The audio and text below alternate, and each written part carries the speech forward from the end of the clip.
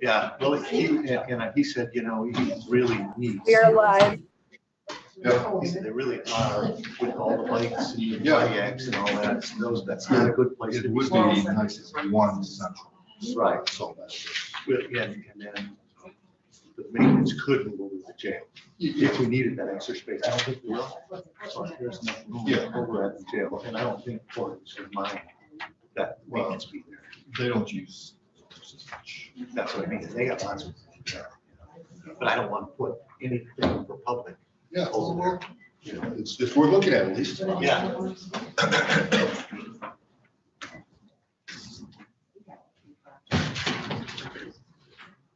Well, I talked to them about it at the health board.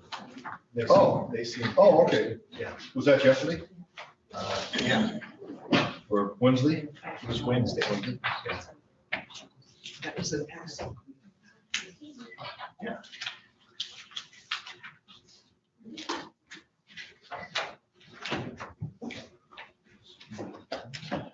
It's after 9 o'clock. Are we all here? Yeah. I'd like you ready? Yep. Call it to order, please. And we'll please rise for the pledge of allegiance to the moment of silence. Pledge allegiance to the flag of the United States of America and to the republic for which it stands, one nation, under God, indivisible, with liberty and justice for all.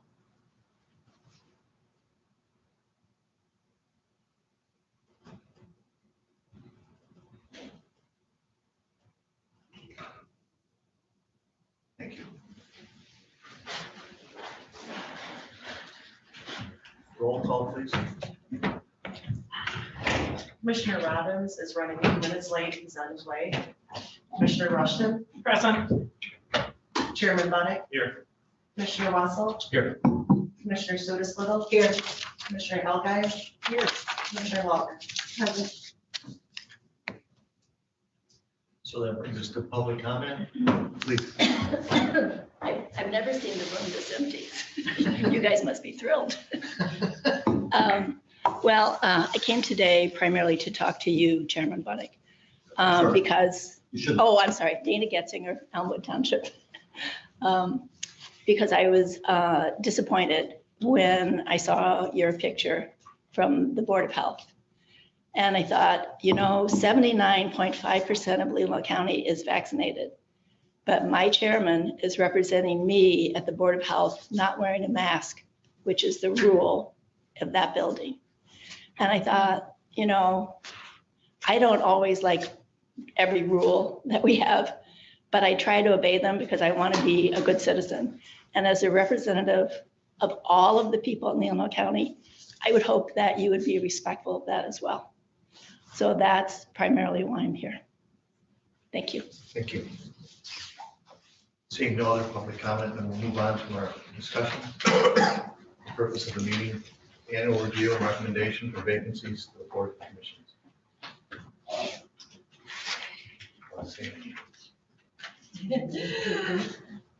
Oh, yes, we have to move, we don't, the agenda is set, we don't have to.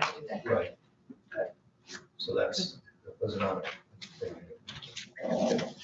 So we just do the annual review. So I think we start out with yes, go ahead. Thank you. I just happened to be glancing back down through the policy, because I know we've made a few changes over the years. And on page 2 of 5, down in the first full paragraph, I just wanted to make sure. You're on number 2, which yes, is the policy. yes, And so you want to be on page 2 of part 2. yes. All right, thank you. First full paragraph begins with the Board of Commissioners. I apologize. I read this once and probably should have read it twice before but it speaks of the ex officio member to assist in the interview process. And I'm not sure that's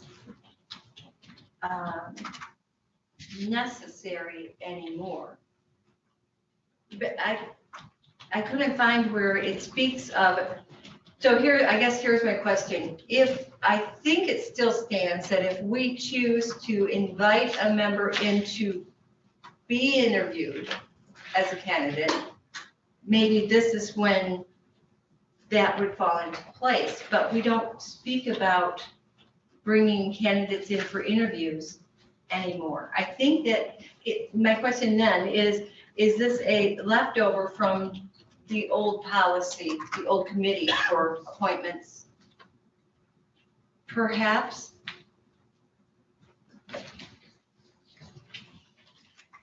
Do you have a suggestion? I mean, I know that we don't do it here. We haven't, yes. We used to, well, we did used to interview, quite often, in fact. If we change the word shall to may, that gives us the option of doing it if we had a particular candidate that we wanted or a particular committee we wanted to interview for. Well, I think then we would need a preceding paragraph explaining that the Board of Commissioners may choose to interview particular candidates to learn more about them or whatever. Does that make sense? It does. Okay, do you want, shall we just come back to that? Like, was this something we maybe would look at in January or something?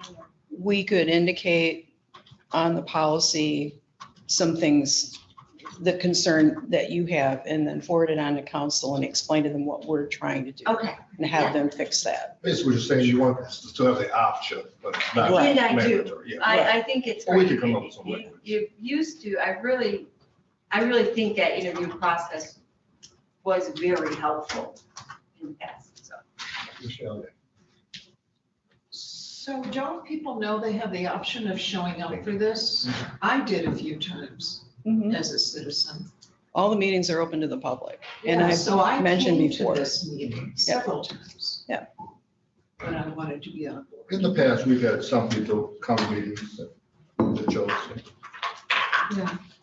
I think we should make that change as well, and I hope we will leave the option open that we could talk to somebody if they actually showed up.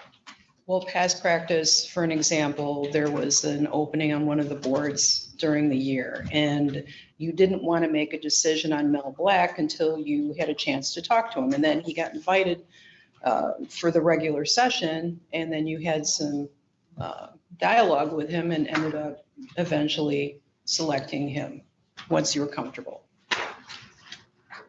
All right. Sure. Yes. I'd also like us to look at the second paragraph on page 3. We do this every year, and I agree that we should try to maximize opportunities, but this kind of binds our hands, and we may want to change usually can serve only 3 consecutive terms, because it really says here they can only serve on 3 consecutive terms. And we have some people, some instances where we haven't been able to find other people or we violated that. So it's one of these rules. If we have it, we got to live with it. If we don't like the rule, we need to change the language a little bit, I think. We have had as a policy that we exempt them from that. And maybe that's what should be included. Because that really isn't in the policy. Set aside policy. Yeah, that we set it aside. Mhm. We have the authority to do it. We actually have been, so I think that would be a good way to handle it. So I appreciate that comment. There was one other thing.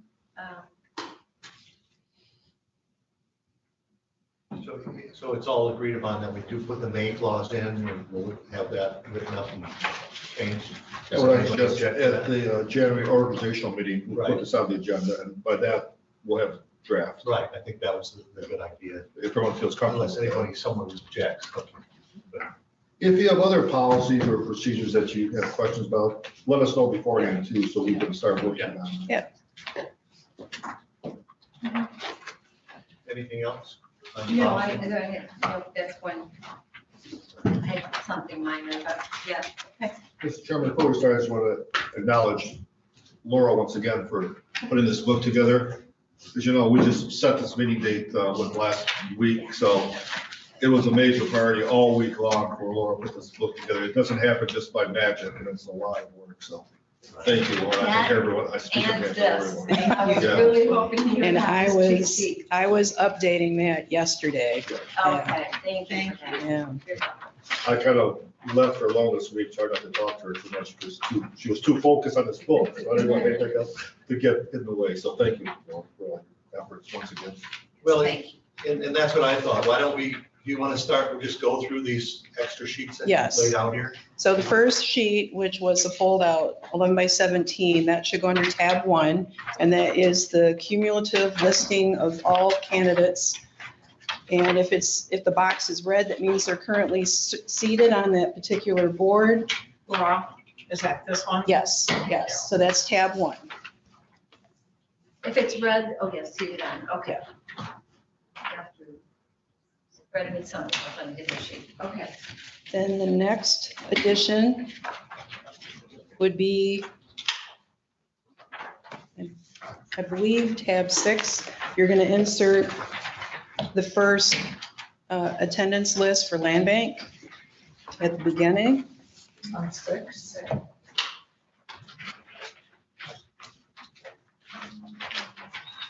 Tab 7 gets the Parks and Rec recommendation, which was made Wednesday Are you saying that these go in at the front. at the front? Right, there's just one page for land bank. I tried to alternate the pages so it helped. Then, so you've got the Parks and Rec recommendation, Planning Commission, Was there, okay, sorry. Planning Commission has a voting or attendance record, and that's tab 8.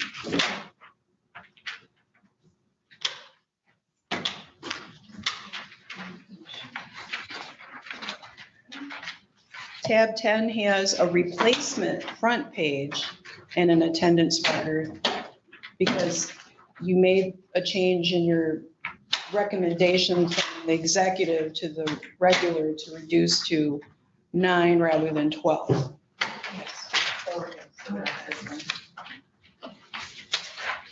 And then the final addition was an update from Matt McCauley from the Workforce Development Board, Network Northwest. He did not realize what I was asking him, and so he sent me a written recommendation that they're actually seeking candidates. And this is kind of like a blessing, so to speak, when it comes to this particular vacancy fill, because they do all the work and then we basically are told to just accept it.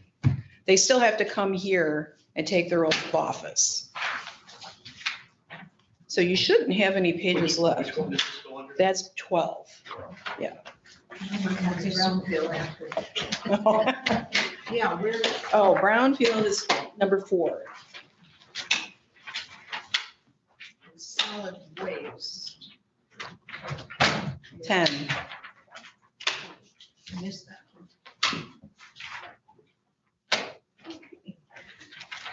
Very nice. Okay. So I followed Chairman Bunnick's suggestion and I contacted a member of the tribe, and upon a little discussion, I contacted John Batowski. He forwarded the information on to someone at the tribe to post there. So it had been posted to the tribe, we ran ads, we put it on our website, we put out a press release to all the news agencies, and we did get a couple candidates that seemed pretty good. Good. Yeah. Thank you. Yeah. Any other questions about this? I need one more 30 seconds to get my pages in place, Mr. Chairman. Could- Tremendous, thank you. You're welcome. We love it. I'm still suffering from being behind the truck. Did you hold her up this morning? Rogers, or Rick must still be behind. No, he had an appointment this morning. Oh, did it? Yeah. I think he didn't say the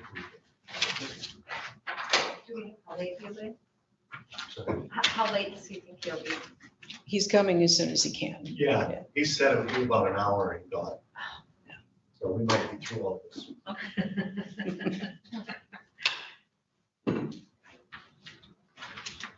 right then. All right, so then we would move on to, I think, actually making the appointments. Yes, so tab 3, you have one seat available on the, no. Yes, Environmental Health Board of Appeals, sorry. Mr. Grabowski, I contacted him and he said he is eligible to serve another term. I don't believe they meet on a consistent basis. No, I mean, I was on it, we met once, and I think 3 years or something. We actually met this year. Good. Yeah, it was exciting. So I move that the Board of Commissioners reappoint Charles Godbout as a citizen at large to the Vacancies Leelanau Environmental Health Board of Appeals for a 2-year term expiring December 31st, 2023. Motion to recommend. Okay, This is the committee of the whole. or to recommend. We have a support. Support. Yeah, Commissioner Walker. Oh, good. We all support. Yeah. Any other questions or statements? All those in favor say aye. Aye. All those opposed say no. Motion passes 6-0. And that will bring us to the brownfield.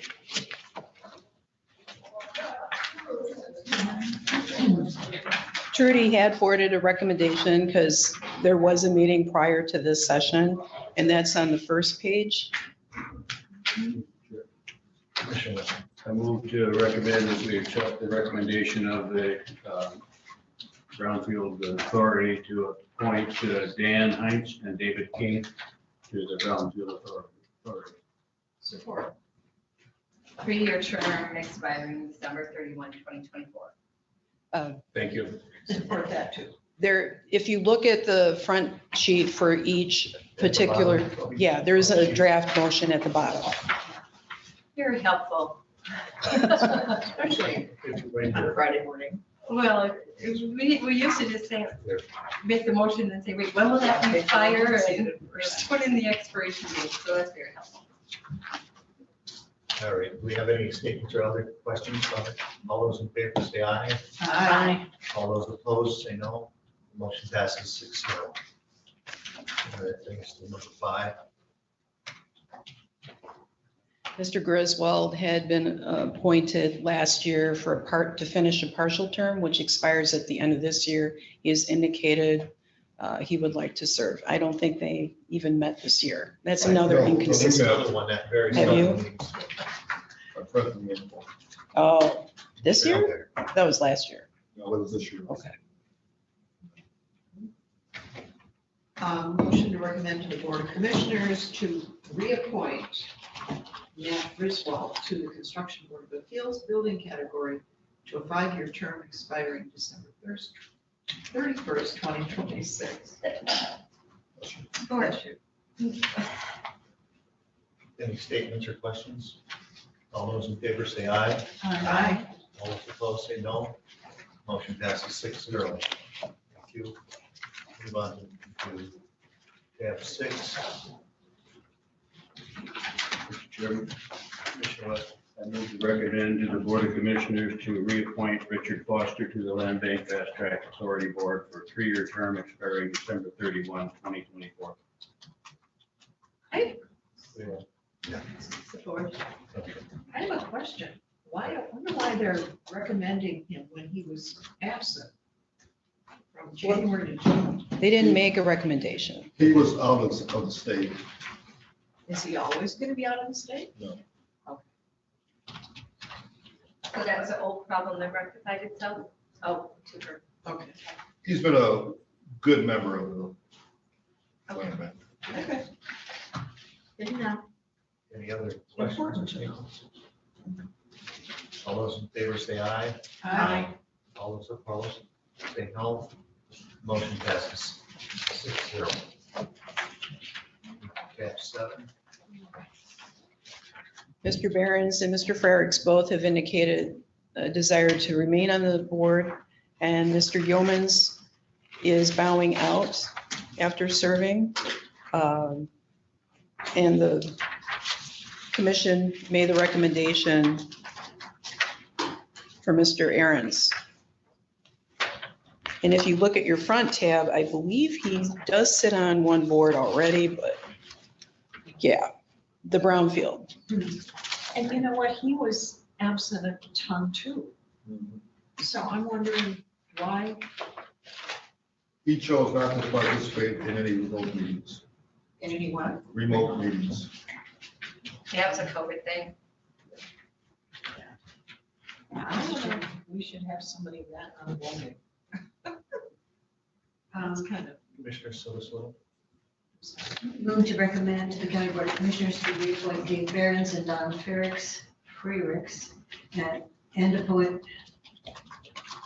John Ahrens to the Leelanau County Parks and Recreation Commission to a 3-year term expiring December 31st, 2024. Mr. Chairman, I did not hear the third recommendation. It was, I was just reading right from their recommendation. Okay. John Ahrens. Okay, thank you. John Ahrens. Support. If you want to speak to this.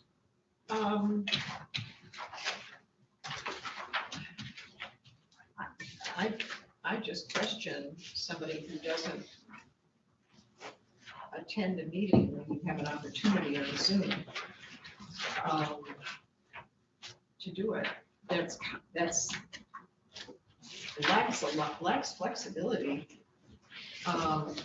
Charlie Godbout has applied for that. He'd be excellent. I'll tell you what, if you need a numbers guy at all, you get that. Charlie is a whiz.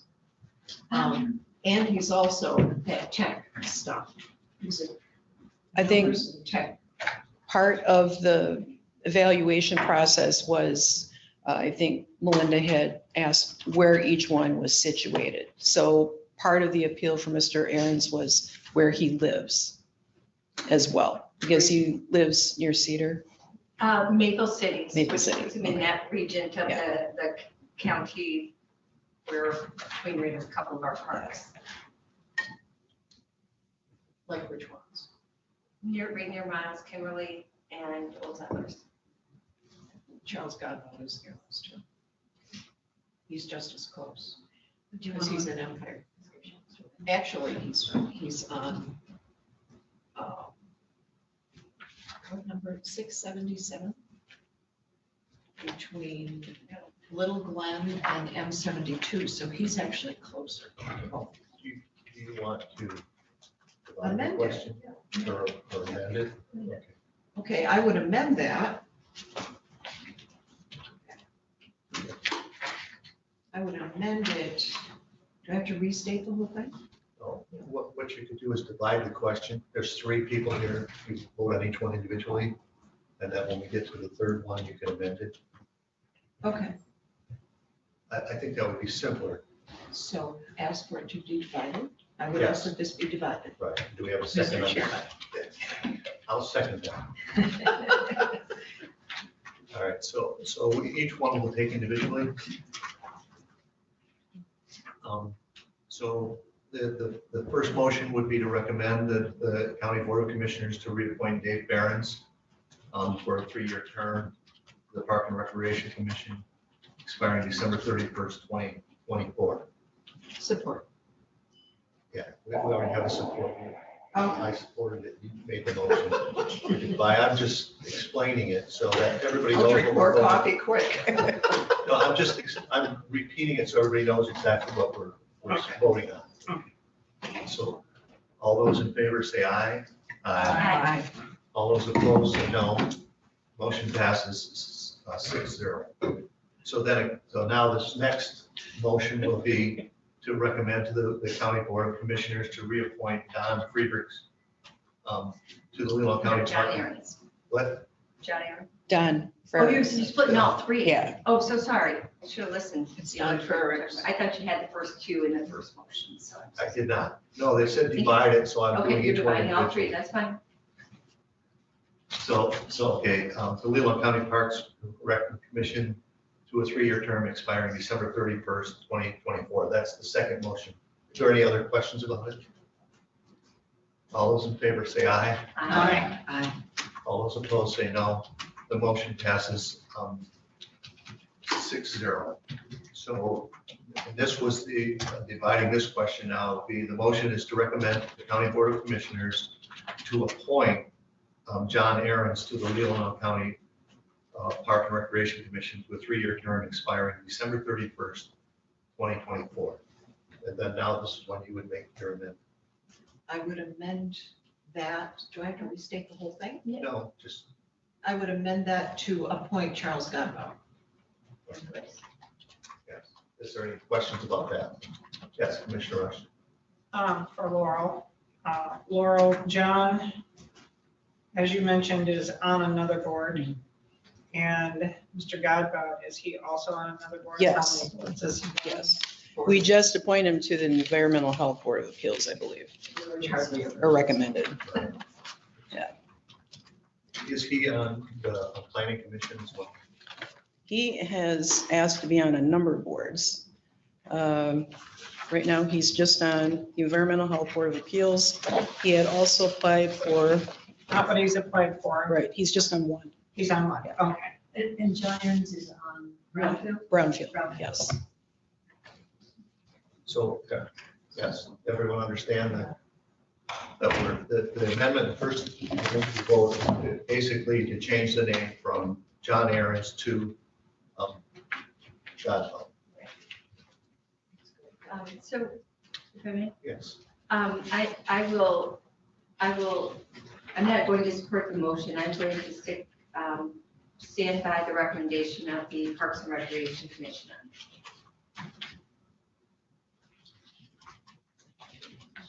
Yeah, I will support it, just because I'd forgotten that John Ahrens was on Brownfield, which is another major committee. And Mr. Godbout has been applying, when you look on it, there are a lot of them, and was only on one that never meets. So I think it's a good change, so I'll support it. And the fact that from a logistics standpoint, they're in the same area. So Any other questions or statements? So the first vote will be to amend it, and then we'd have a second vote to make that, complete or finish it. Yeah. Just to make the amendment. First, we have to amend the motion to change it from Ahrens to Godbout. And then we'll vote on the entire motion. So there'll be 2 votes either way. Okay. So all those in favor say aye. Aye. All those opposed say no. No. So the motion fails 3-3. So now we go back to the original motion. Sorry, just more discussion. Yes. I really question why we're appointing this man to 2 major committees. So I wondered if there's anyone else we should be considering to give more of our citizens an opportunity. I think that's part of the deal, is that we want to give people an opportunity to serve. Well, we're going to run into the same thing, I think, with the other candidates. Into duplication. So, Actually, Charles Godbout is very close to both of those parks. and Mr. Ishboarding, I believe was another one that had applied, but he's from Northport, and I think we have Mr. Ferrara is from Northport, so is that okay? Someone spoke highly about John Ahrens, and that's where the motion came from, so. This is the one that's recommended by the Park and Rec. Right. Mr. Chair, this is. Yes, go ahead. This is an example of what I was talking about, though. I do think if we have options, we ought to support our policy on giving more opportunity. And I know that Charles is a part of that Environmental Appeals Board. I don't know how often it's met in the last 5 years, but I suspect it's closer to 0 than 2. And I think we ought to try to comply with our rules and support somebody other than an existing member of another major committee. Any other comment? Commissioner Rush. I just would like to point out that Mr. Gadbo has been on several of our boards, it appears, over the course of time, if I'm reading this correctly. Is that true? Are you looking at the main This one? page? Sue, Or am I That's, reading it wrong? that is the current application information. So those are the boards that he's been interested in. You'd have to look at the history. If you look at the parks history, this will tell you exactly who's been on that board since whatever year it started. We have a lot of charts. I know. He was on the planning commission when I was there. Sue, Which tab is the planning commission? 8.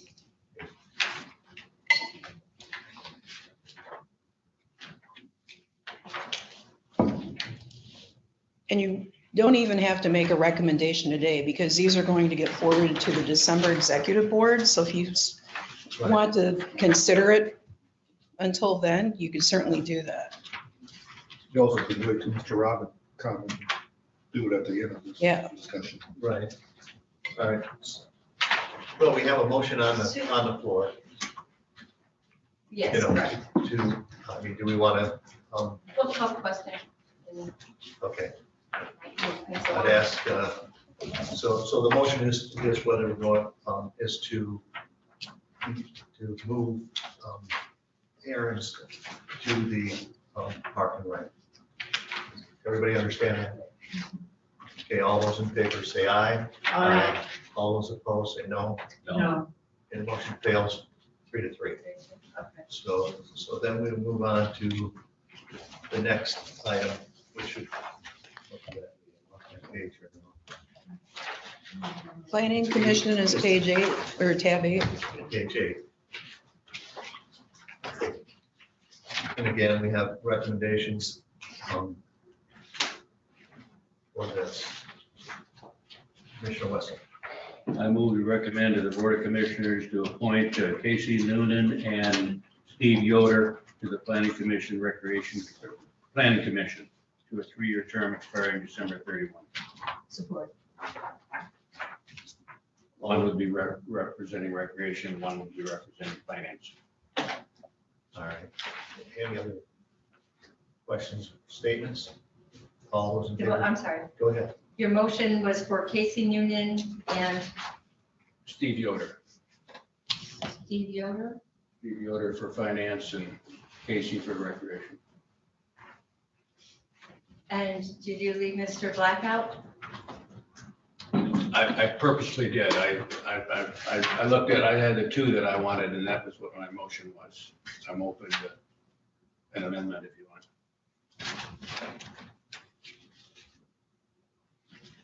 So we can vote on these. There was a support, correct? Yeah. Yeah. The So two. we can vote on these 2 and then we can discuss Mr. Black. Okay, all those in favor say aye. Aye. All those opposed say no. Motion passes 6-0.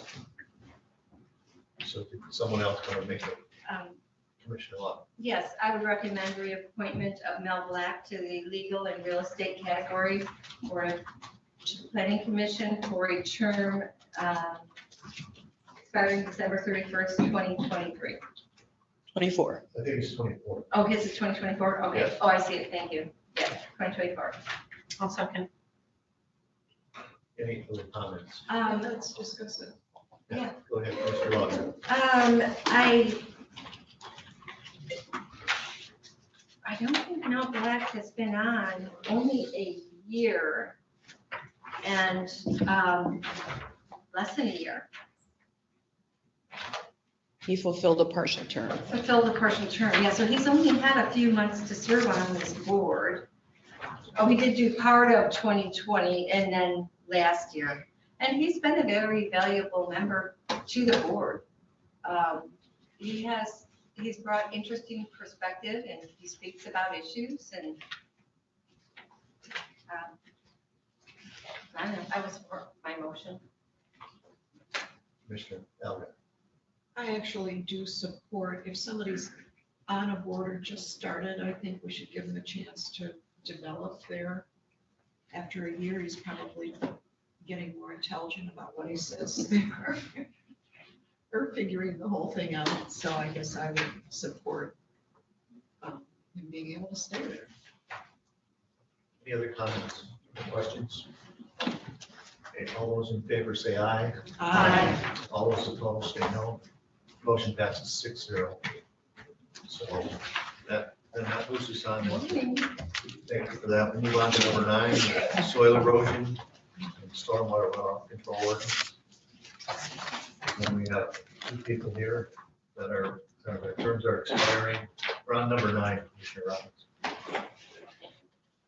What's kind of unique about the appointees were they didn't actually ask to be on this board, but they happened to be a warm body in the audience and agreed to sit on it. And it's another one of those boards that doesn't meet very often. I think they met one time since they were born, and that was 5-6 years ago. Commissioner Lawson. I would recommend to the Board of Commissioners to reappoint Mr. Goldschmidt and Mr. Lind to the Soil Erosion Sedimentation and Stormwater Runoff Control Ordinance Board of Appeals for a 3-year term expiring December 31st, 2024. Second. I think I wasn't either with the second. I usually. Any other statements about this? No, all those in favor say aye. Aye. All those opposed say no. Motion passes 7-0. Thank you. That would then bring us to number 10. Yes. This one will be, I think, a little more involved. Commissioner Lawton. I'm going to recommend to the Board of Commissioners to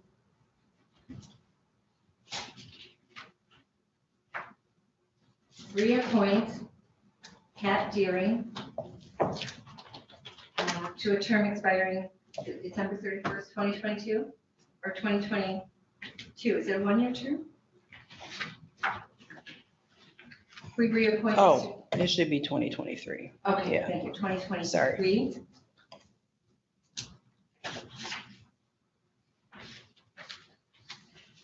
And to reappoint Tom Mcdonald to another 2-year term, expiring December 31st, 2023. So 2 in that motion? Yes. Okay. So you've reduced the membership to 9.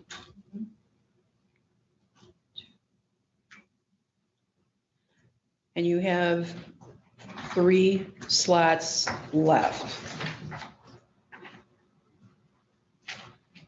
Is Melinda sits on that as a commissioner appointee.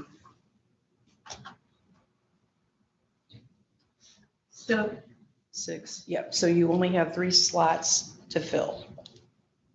we have 3 slots. Right. So So those 2. So those 2. Those 2. So it's we did have a second on this motion, Dr. I was waiting to see if she was finished. Okay. And to recommend Wayne Wunderlich to a 2-year term expiring December 31st, 2023. I'll support. Who's Wayne Wunderlich? I mean, he's Wayne. not on the What? list. He's not on the board right now, right? Correct. I don't think he serves on any boards right now, does He just added his application. Okay, so that would make a board of Lois Bailey, Tim Bolin, Andrew Gale, Marcia Harris, the commissioner, Tom McDonald, Carrie Sharp, and Wayne Wunderlich. Just a question. Pat, Yes, you're, yes. So Pat is listed as solid waste, as is Mark Belheim, who's on it. Yes. What does he have? I know that Deering's tree company, but are they a solid waste company too? Yeah, they do a lot of. It's solid waste industry. Yeah. But we no longer have to look at Right. categories. That's true, we got to. That's dropping off. Categories. Commissioner Wesson. Yeah, I'd speak against Commissioner Lautner's motion. I have been impressed with Mark Bebenheimer. He came to present to us the other day. He's a real leader in solid waste, I think. And I know that John Fletcher has been very active in education and supporting recycling, and I would like to see John Fletcher reappointed. So do you want to take these appointments individually? Yes, please. Yes, let's do that. So we'll divide the question and do just one at a time. Mr. Chairman, if I may speak to, the reason I didn't recommend Mr. Bevelheimer is that he is no longer, he is not a resident of Leelanau County. He served on this board in the solid waste industry category because we didn't have anyone in this county that could serve on it. So per our policy, they have to be a resident. We made the exemption for this board for both himself and Mr. Palmer, who lives in Elmira. So that no longer applies. So now if this board is going to be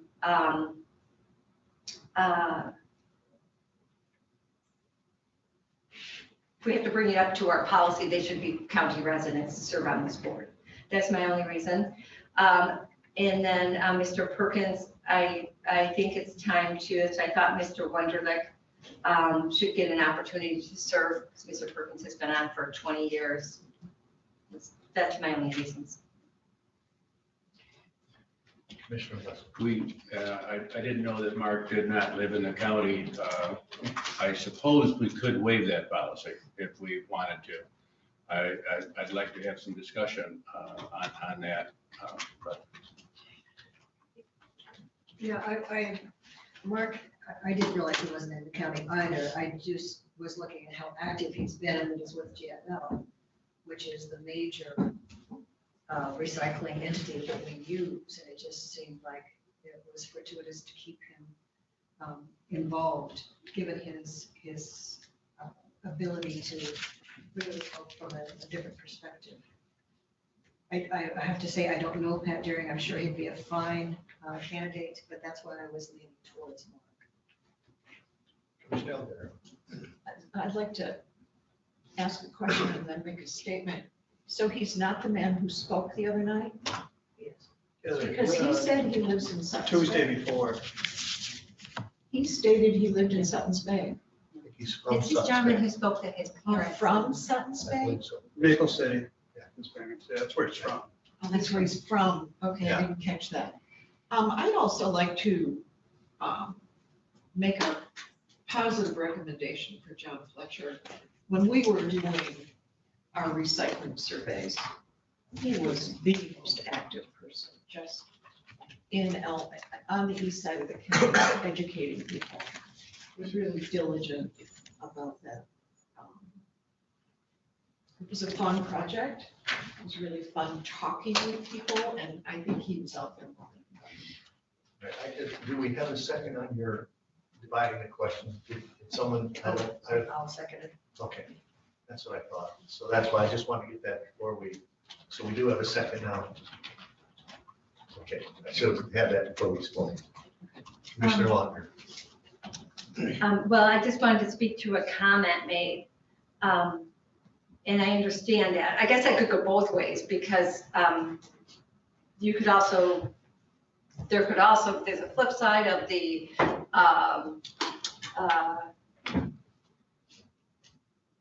understanding of the industry, but that no longer is a category. Of course, they bring that to the seat. And then there's also the conflict of interest side of it, which is kind of an interesting perspective too. And there's absolutely no reason that Mark cannot attend the meetings and have input. They're very casual meetings. There's absolutely no reason. But what I want to caution us on is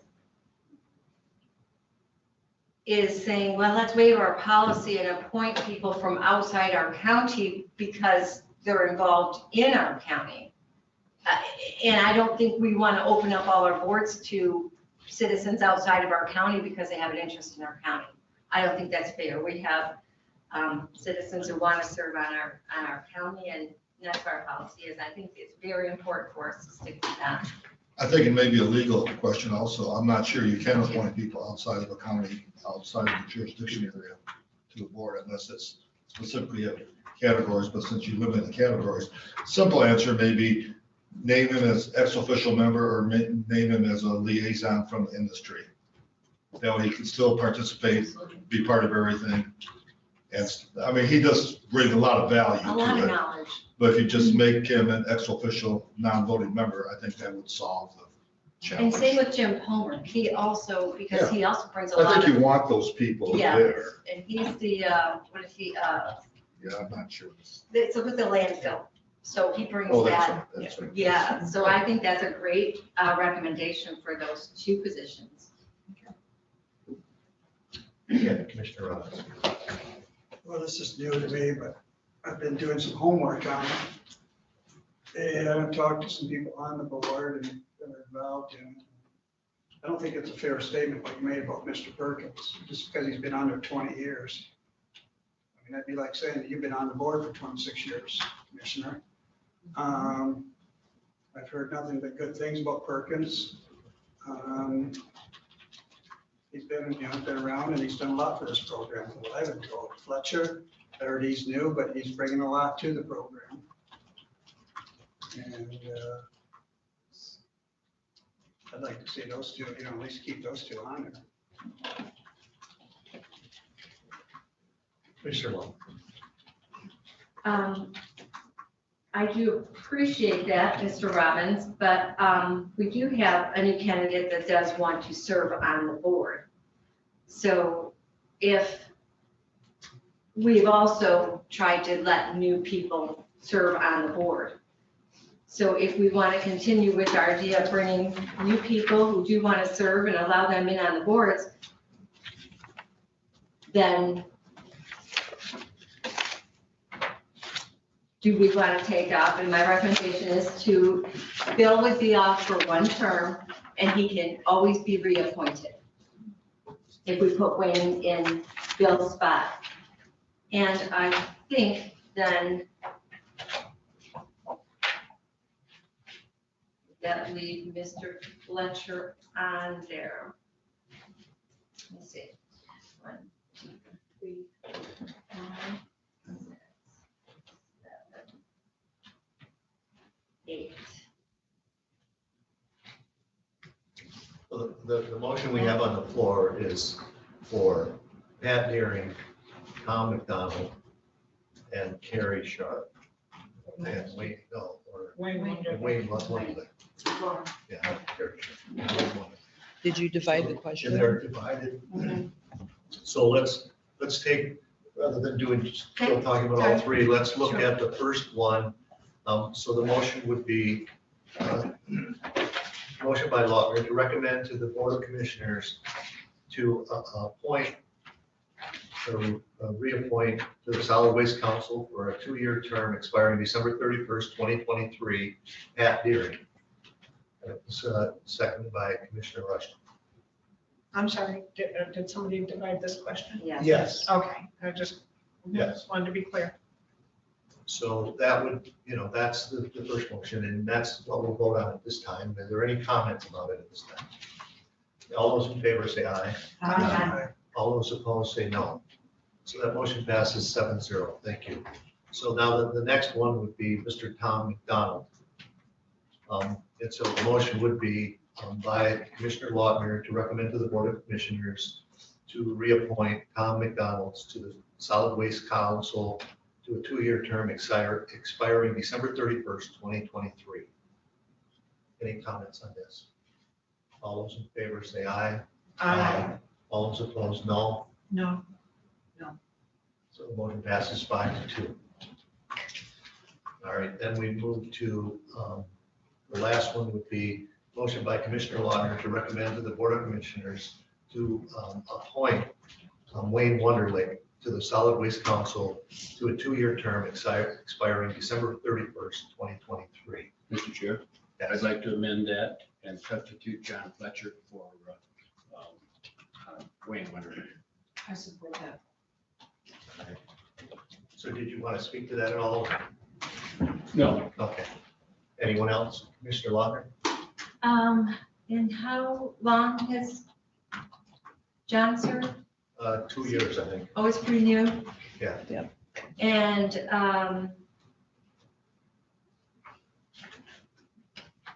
does he serve on any other boards?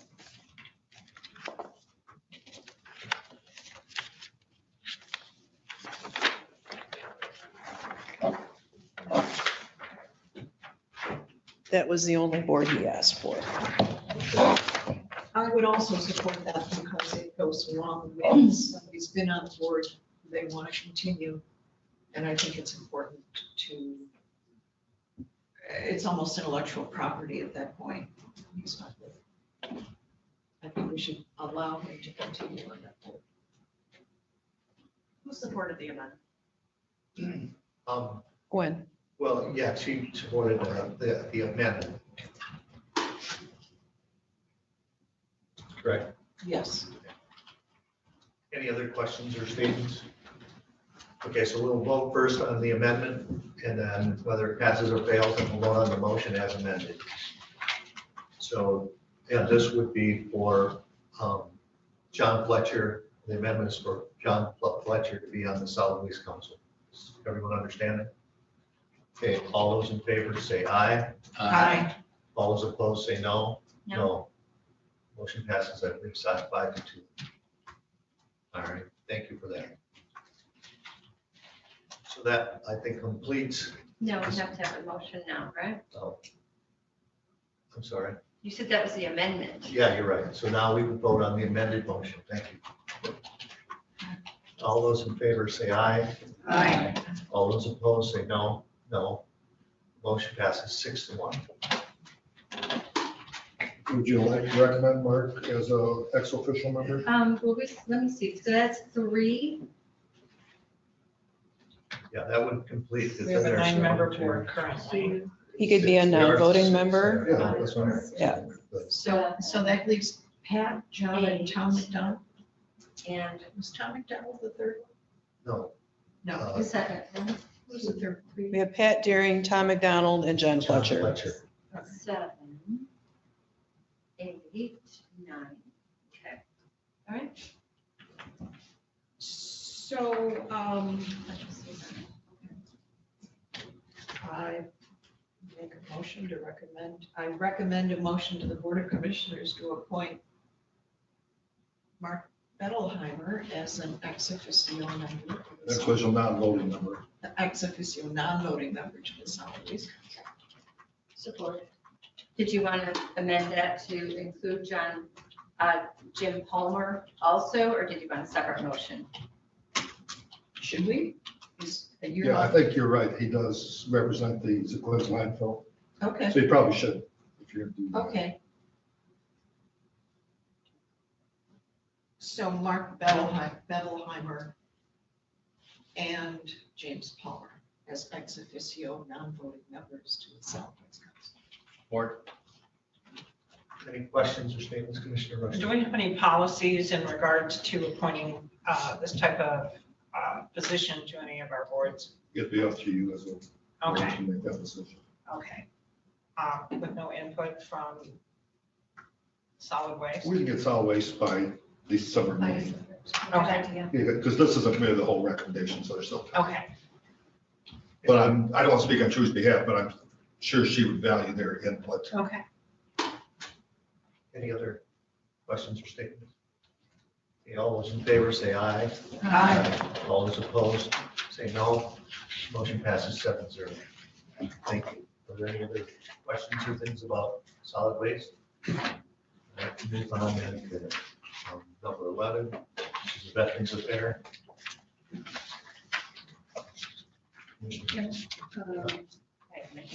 Move to recommend the Board of Commissioners to appoint Elizabeth Wagner to the Veterans Affairs Administrative Committee to partial terms expiring December 31st, 2022.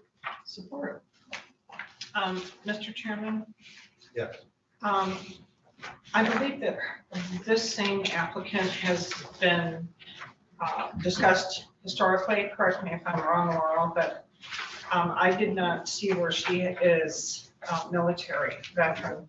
She is not, because we asked that question before. Correct, She's so not a veteran. That's fine. she does not qualify to serve on this board. Yes, I had forgotten that. Let me withdraw the motion. And it's important to remember, this is an ex officio position. This person is not voting. In fact, I would suggest deferring, and then maybe we can specifically target to, because we have gone through several members in the last 2 years. No, finish, and then I. Okay, and I'm not quite sure if it's frustration over not being able to vote on anything. And then one case, they were upset they weren't getting per diem. Yeah, there is no per diem for this. Yeah. Unless you choose to pay them. Yeah. No, I had totally forgotten that discussion we had earlier, so I'm just going to withdraw the motion. Okay, is that okay with the second? Commissioner Elgato? Yes. Okay. Mr. Long? Yeah, Laurel touched on what I've heard. I've spoken to at least 3 people who have served on this board. And they have all been extremely frustrated. Their thought has been that they don't do anything anyway. They go there, they're pretty much told to just sit there and watch. Basically, they haven't felt like they've had input. They don't vote. And so it's been frustrating. So it's been hard to get somebody to serve. And that upsets me for our military community because we do have this contract with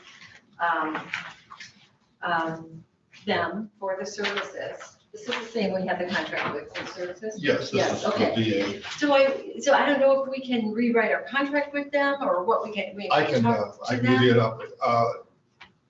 There were problems with them not being treated the same respect as other members. That will change.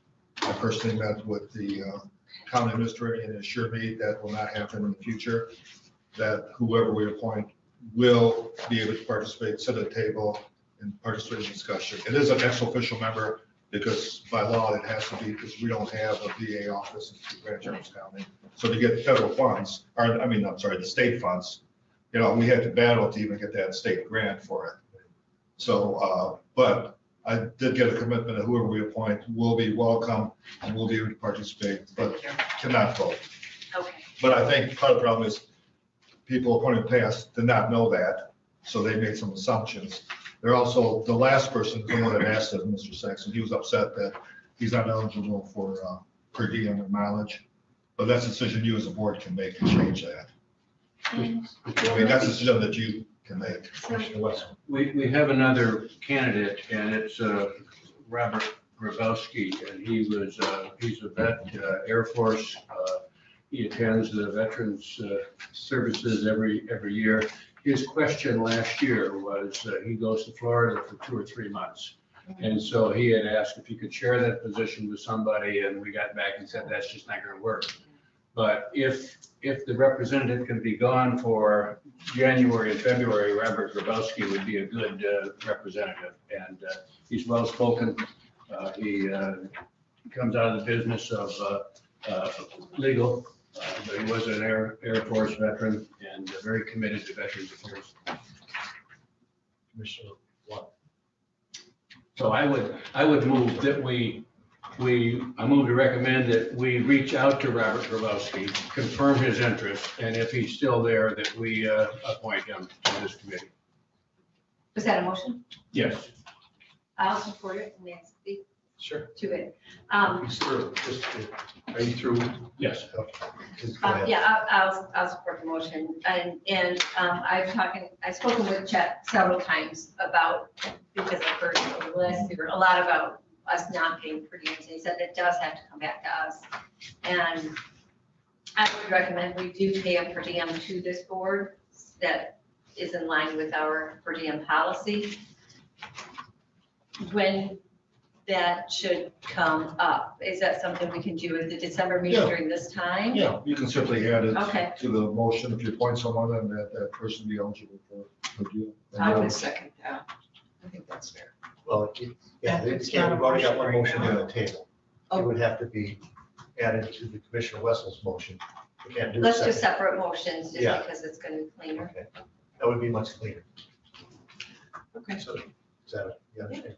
Any other questions about this? I was just wondering if we knew what the bylaws were for attendance for this particular board. Do they have? I believe we have the authority to remove someone if they've missed 3 meetings in a row. Okay, so he's going to be absent. He's saying two, so he could still serve and not be removed. Right. Officially. Well, I mean, we have the authority to, we don't have to, if they miss 3 in a row. And I know sometimes one time they actually cancel their meetings if there's no agenda items. Yeah. So it That wouldn't count. just depends with, I mean, he may not be able to do this. Right. So we're just voting on whether we're gonna reach out to him and appoint, and then if he's willing to appoint him, it would be in December. Secretary, yes. I would like to amend that. I would just like to appoint him today, because this is just a recommendation, is it not? That we're going to revisit this Right. again. Yeah. Right. So I would like the motion to be changed to appoint. I don't know if you want to reword yours. I'm fine. Yeah, that'd be great. Well, if I amend it, we got to vote on it. But if you change it, then we just vote once. I would change my motion to, move to recommend that we appoint Robert Grabowski Thank as our representative to Veterans Affairs Council, expiring December 31, 2022. I think you seconded it. I did, and I You're okay second with that. that? All right. So does everyone understand what we're voting on? We're appointing Robert Grabowski. Okay, all those in favor say aye. Aye. All those opposed say no. Motion passes 7-0. Thank you. You also want to recommend, Yes.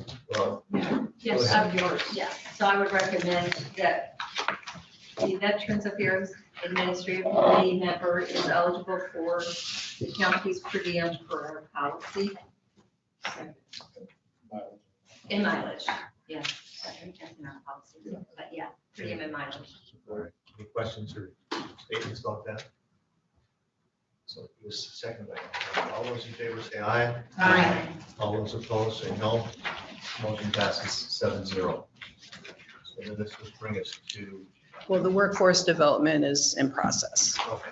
So maybe we'll be a little more willing. Yes. Now we go back to Parks and to Recreation. get a free- Yes.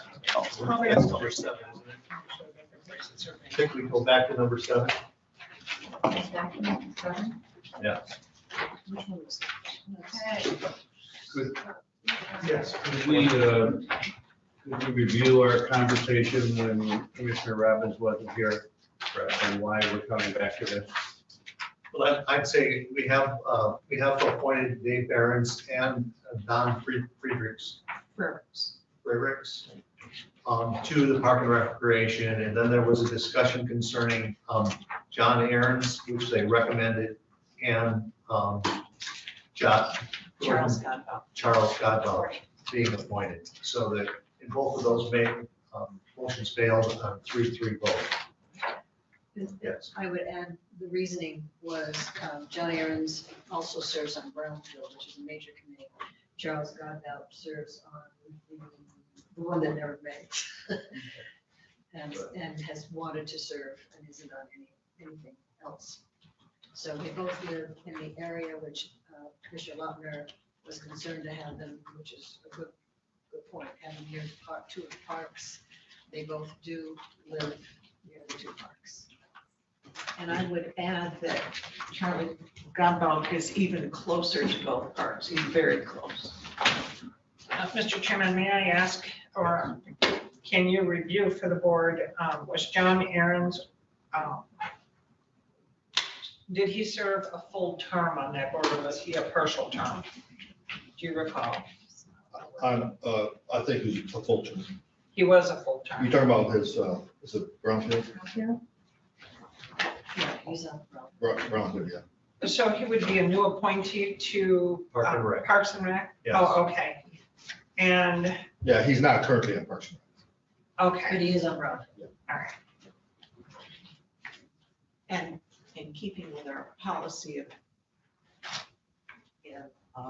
if we can, having people be on one major board instead of 2, I think it's important to allow another resident who's asked to be on a major board as well. Or the one he's on, that it's maybe once or twice every 5 years. I'm sorry. Mr. Chairman? Yes. I take umbrage to the word major board because I think you're interjecting a word that is really not in our policy. It doesn't matter if they serve on a major board or a minor board, it's a board. Do you see what I'm saying? Can I answer that? I think we've If always. she's done, made it- is she done? Are you through? I was just pointing out that, you're adding a word to the policy that's not there, is what I'm saying. It's not whether a person is appointed to one major board or one minor board. It's if a person is appointed to a board, they're appointed to a board, whether it meets a lot or it doesn't. Do you see what I'm saying? Thank you. Yeah. I do, but I've heard over the years that this commission does make an exception for the fact that a board of appeals that meets once in a blue moon often is not considered a full appointment, so. Commissioner West. I'm sure if Charles were here, he would gladly give up his Board of Appeals position to serve on the Parks and Recreation. And if we really, if what Commissioner Rushton just says is an issue, then I suggest we appoint Charles to Parks and Recreation and find a substitute for Environmental Board of Appeals. No, wait a minute, which, Yes. I was on the team. Yeah, were you through? Yes. Okay. I guess my concern is, I mean, the Park and Rec knows the policies, yet they picked Aaron's over Godwell. I'm not sure why. I don't know the exact reasons, but I was going by the Park and Rec's recommendation, which is, which we got later on, which we actually just got this morning. So, and I don't know, it's a separate sheet that came in with the recommendation. So that was the reason I voted for John Aaron. Laura, was there, other than you had said if someone spoke up positively for John Aaron's, was there discussion of all the candidates that were applying for the Parks and Rec? They had a chance to look over a packet before the meeting, and someone had made the recommendation for Mr. Aaron's. So They didn't list everyone individually, but they all had a chance to review the candidates. Out of the 10 members, one was absent, so it's a good segment of the commission to review. Was Charles Godbout's application in with the others, with John Aaron's? I gave them the exact packet you got. Okay, so it was there. So they did have a chance to look at them all. So I'm looking for a motion here. we don't have one? No, I no. would move that. That It's number 7. I move that we recommend appointing Charles Godwell to the Parks and Recreation Commission for a 3-year term expiring December 31st, 2020. Support. If you want to speak, sure. Yeah, just give me up to speed here. So we're trying to fill 3 slots here. Yeah, well, we've got 2 of them filled. We just weren't able to fill the third Okay, one. all right. So Dave and Don are still, Yes. Yes, okay, all right. So we're filling Todd's slot. Right. correct. Okay, all right, Correct. okay. And the motion is to put in Charles Godbout because he's not in any other one, then I think it's like this, something that meets once, maybe every 2 years. Or John Aaron's, who's on which was recommended by the Park and Rec, but is on another board, Brownfield. Brownfield. Yeah. So this vote would be for Charles Godbout. So all those in favor say aye. Aye. All those opposed, no. No. So the motion passes 4-3. All right. Thank you. So I think that concludes. Was there anything else? Mm-mm. So these are all recommendations to the board in December, so this will be brought forward at that Right. time. We'll have a sheet with everything listed out. And if anyone else has concerns on the policy, as Chet said, just bring them to our attention and we'll work it in. All right. It was about 11:30 last night when I started reading those, so I apologize for not getting back before the meeting today. I just I flipped over to them, started reading them, and I'm like, okay, we got Yes. this. Let's just take a 10-minute break and But start we can back do at that. 20 So I after. understand why you have done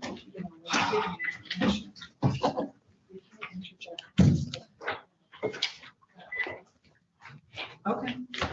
So how would you suggest this?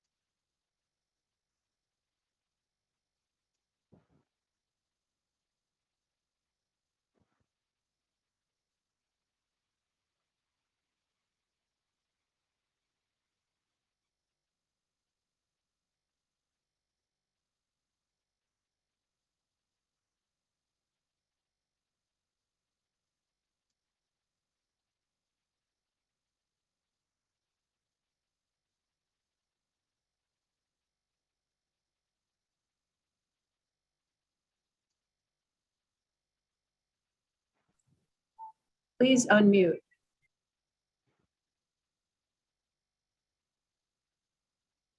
Line. We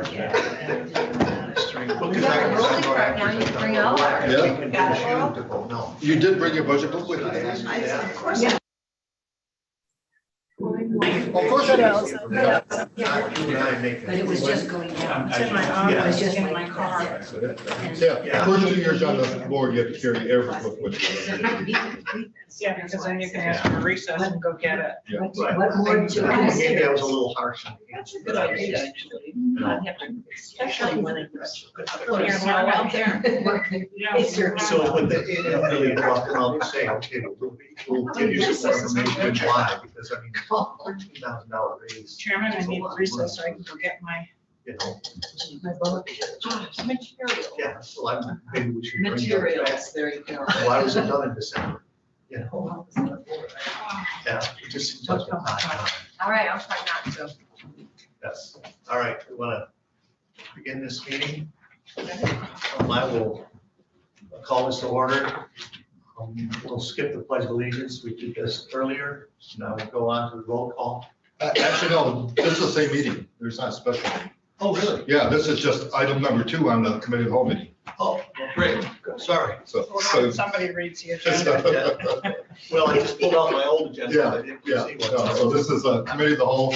This is item number 2 on your meeting. All right, So, thank you. so you're all set. So this is a review of the federal funding for the ARP plan. Yeah, let me just give you a few updates since we did not meet and some handouts. First of all, this morning I passed out a memo from Matt Anzorgi. He left today for a family vacation.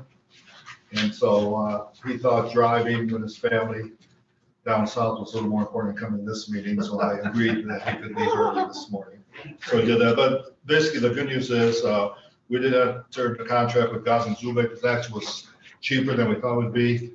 And originally they were scheduled to start the 22nd of November. We started November 12th, actually. So they actually have come and done all the soil borings. And if you look at, and I don't know the memo, but if you look at his proposed schedule there, we're still optimistic that we can get bids in January. So moving forward with that. So, you know, we'll find out when they give the final report, but we're optimistic and just based on the discussions that Matt and I briefly had with Gaz and Zubik, they thought the fact that they were able to start earlier really helped. And so it worked out well. And then at some point, Matt would like to have a discussion with the board about how to proceed, if you wish to proceed with the Maple City Tower. So that's something to think about. You have to decide right now. But as you know, the bids came in substantially higher.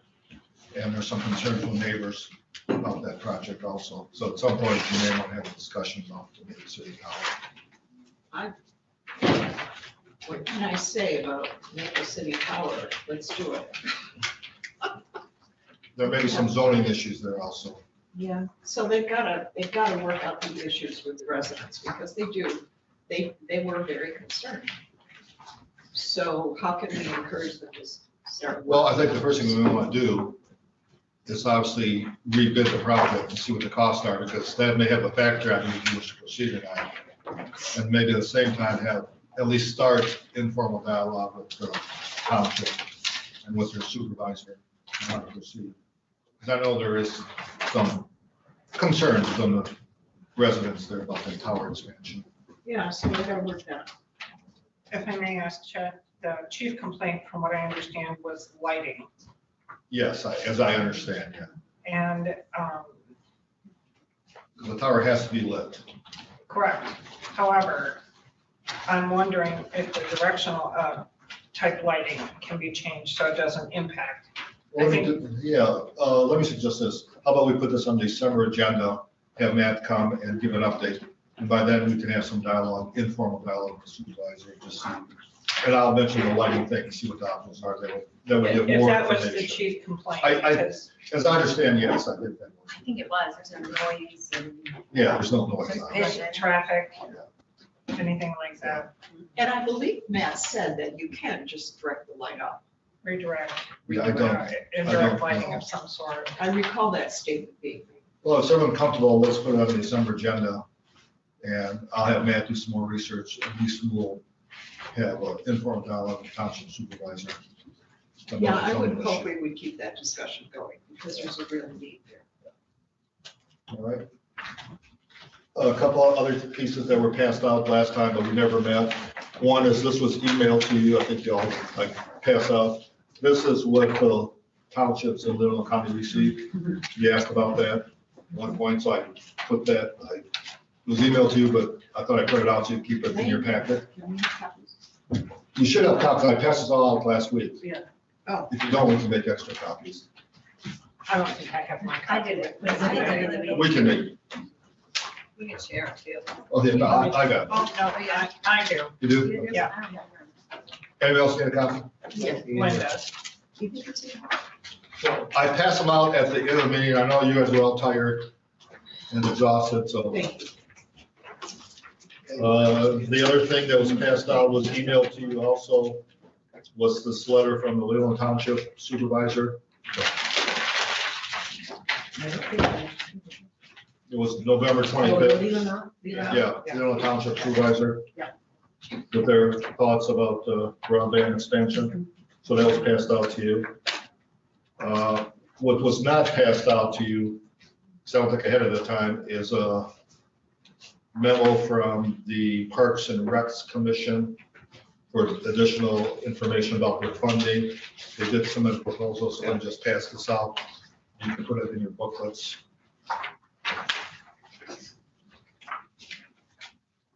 And then finally, this was emailed to you, and I did pass them out last week.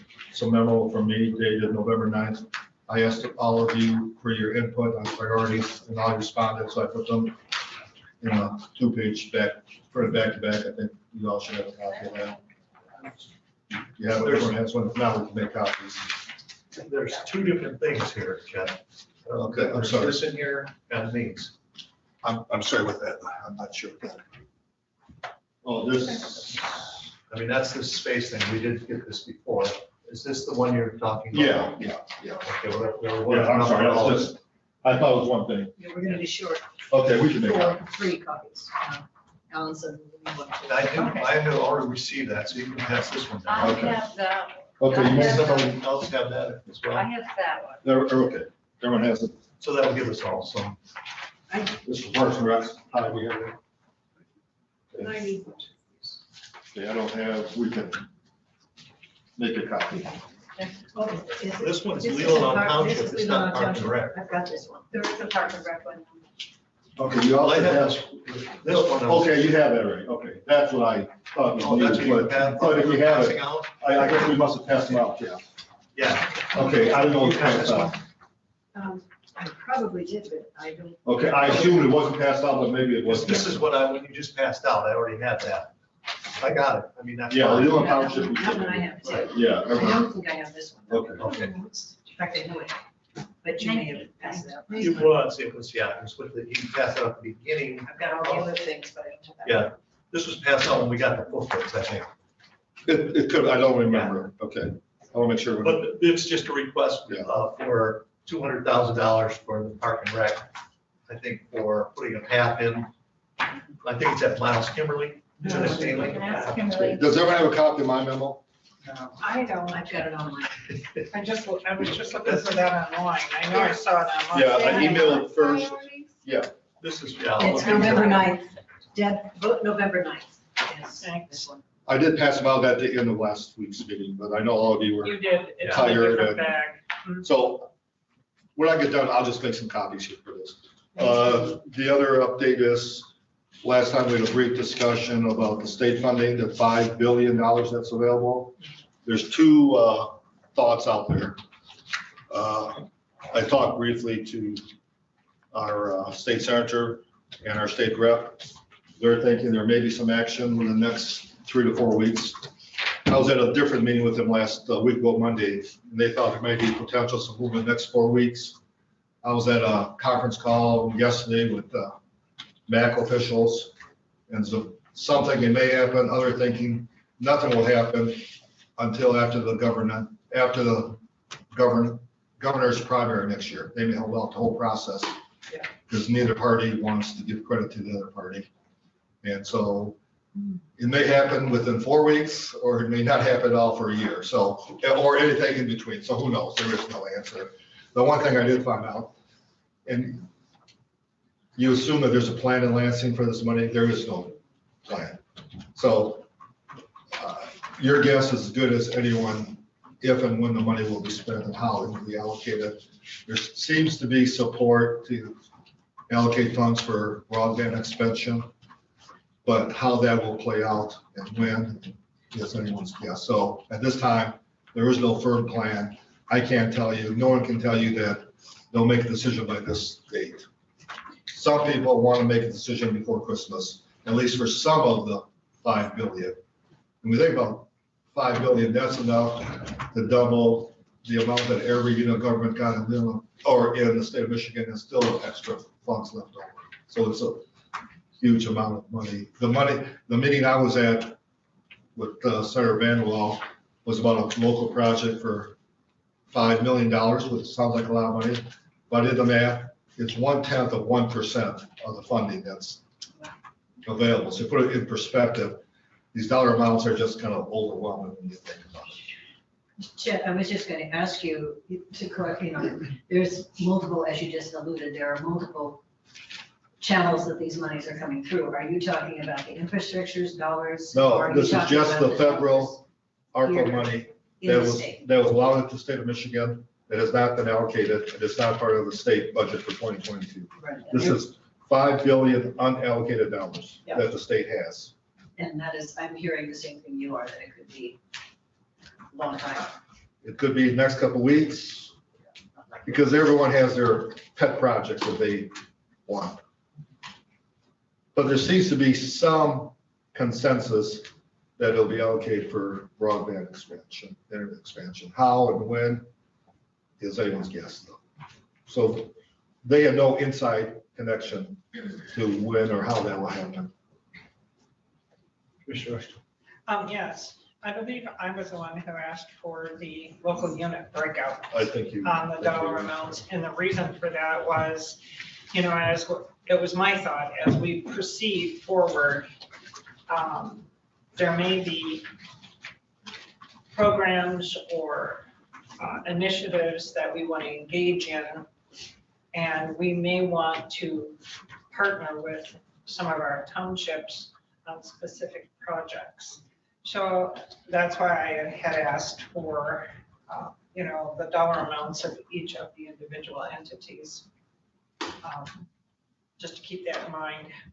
And if I may speak to the list of priorities that have been presented, these dollars are long-term dollars, we might say. We've got what, 2026 to spend, 2024 to decide, Yep. 2026 to spend. December of those years. Yes. So as we move forward, there may be issues out there that have not cropped up or we're unaware of. I'm not personally in a hurry to spend every dollar that has come in under these funds. That's kind of where I'm at, because we don't know what we don't know yet. We don't know what's going to crop up. We don't know what's going to happen. And as our economy stumbles, we may go break guns here in 6 months, we may not. We may have more hardships among our businesses and our community. So you will see in the recommendations, under the recommendations, I was a little bit hesitant to indicate my priorities because, like I said, we don't know what we don't know yet. So I would just caution this board to think long and hard on how we're going to spend these dollars so that the greatest amount of our citizens are served with these dollars. That's pretty much all I have to say about it. Mr. Chairman, Yes. I think it'd be helpful, we have this cover memo, if we'd go down the list and have each commissioner do exactly what Deb has just done and speak to their priorities and then see. I know we got the list, but I'd like to hear people talk about their priorities. That's fine. Would you want to start with that? That would be good. But let's start right at the top. Okay. So, all right. So then mine are first, but already my priorities have changed. you know, I went through these, and these were based on what's in the book, but I also, last night or Wednesday night at the health department, but they're getting squeezed by Montessori. So I talked about it to them. I've talked with Chad, and I've looked at down in our lower level, and I believe I think they need around 6,000 square feet is what they've talked about. And as far as I can figure, we have over 8,000 down there that we could use. I mean, it's gonna involve quite a bit of work, and it would probably mean we put up a different storage building for storage, because between the kayaks, the bikes, the paperwork that's down there, and the miscellaneous that's in the, what do you call it, the junk room? Ugly room, junk room, whatever you want to call it. Yes to both. There is enough room down there, and to me, that would really consolidate much of what Leelanau County, you know, the county serves. So, and we, at the same time, the sheriff already has problems with the boats that he has storing them in the winter. He has to take one where they have to take the wheels off of it and slide it sideways and take it off his thing and then move it back. And if he ever gets his dream boat, we could make it large enough that could fit in there as well. So, and we would move all of that stuff and then bring, and they have, I think, the lease till 2023, the end of 2023. So, I mean, if we were willing to do this and the ARP money is for infrastructure, this would, to me, would be infrastructure. You know, if we could redo the heating and all the things that have to be done, and it would be covered through the ARP fund. And it would, rather than put up a whole new building for them, we would use this building with all the things in, and I think would be used to, you know, the advantage of the whole county for a long time. So that, you know, to me, and I don't know how much that would be, but we could guess on what it costs. Just, I mean, you'd have an idea just from what it costs for the conservancy or the conservation district to be brought in here. We've been through that already. We could get a ballpark square foot cost estimate. So that would change all of my numbers, but these also are, you know, I talked about, I've reduced several of them, but, you know, broadband obviously is the biggest item that I have on here, you know, and the Benzie Health Department, I had, you know, I'm talking 800,000 or 730,000 total, you know, and maybe that could be, I don't know if that would, I didn't know if it would help them to do a building or what they're gonna work with but, you know, go through the things that they've set up. And I mean, maybe it could be work with the childcare, you know, that the grant that was just received. So, I mean, I don't know how, these are just the priorities at this time from the list that we have. So that's, I mean, I think that I'm trying to explain it as best I can, but I did it at the 2,100,000 and 2,100,000. So we could work it that way. Commissioner West. Thank you. When we got I like Deb's thoughts on some collaborative projects, because this represents $2.1 million, which is half of the amount that we're talking about. And so a part of what we do, I'd like to leverage our dollars with other dollars and make sure we get some things done. I like the message we got from Leelanau Township, because I think we have some special needs there. About a third of the unconnected homes in the county are Leelanau Township. About a third of our residents in Leelanau Township have no broadband and no internet in any way. North and northwest of Northport, there's no cell service, no ability to dial 911 if you're away from the tower. So my first priority would be to have a tower study and make sure that whatever we do in Maple City and whatever we do and to fill the gaps, we include something in Leelanau Leelanau Township that would get people 10 miles north of Northport connected. And so I listed, my first priority is additional tower enhancements to make sure that every single resident in this county has cell service and the ability to call 911 and can have wireless broadband, not fiber. Fiber would be ideal, but at least wireless.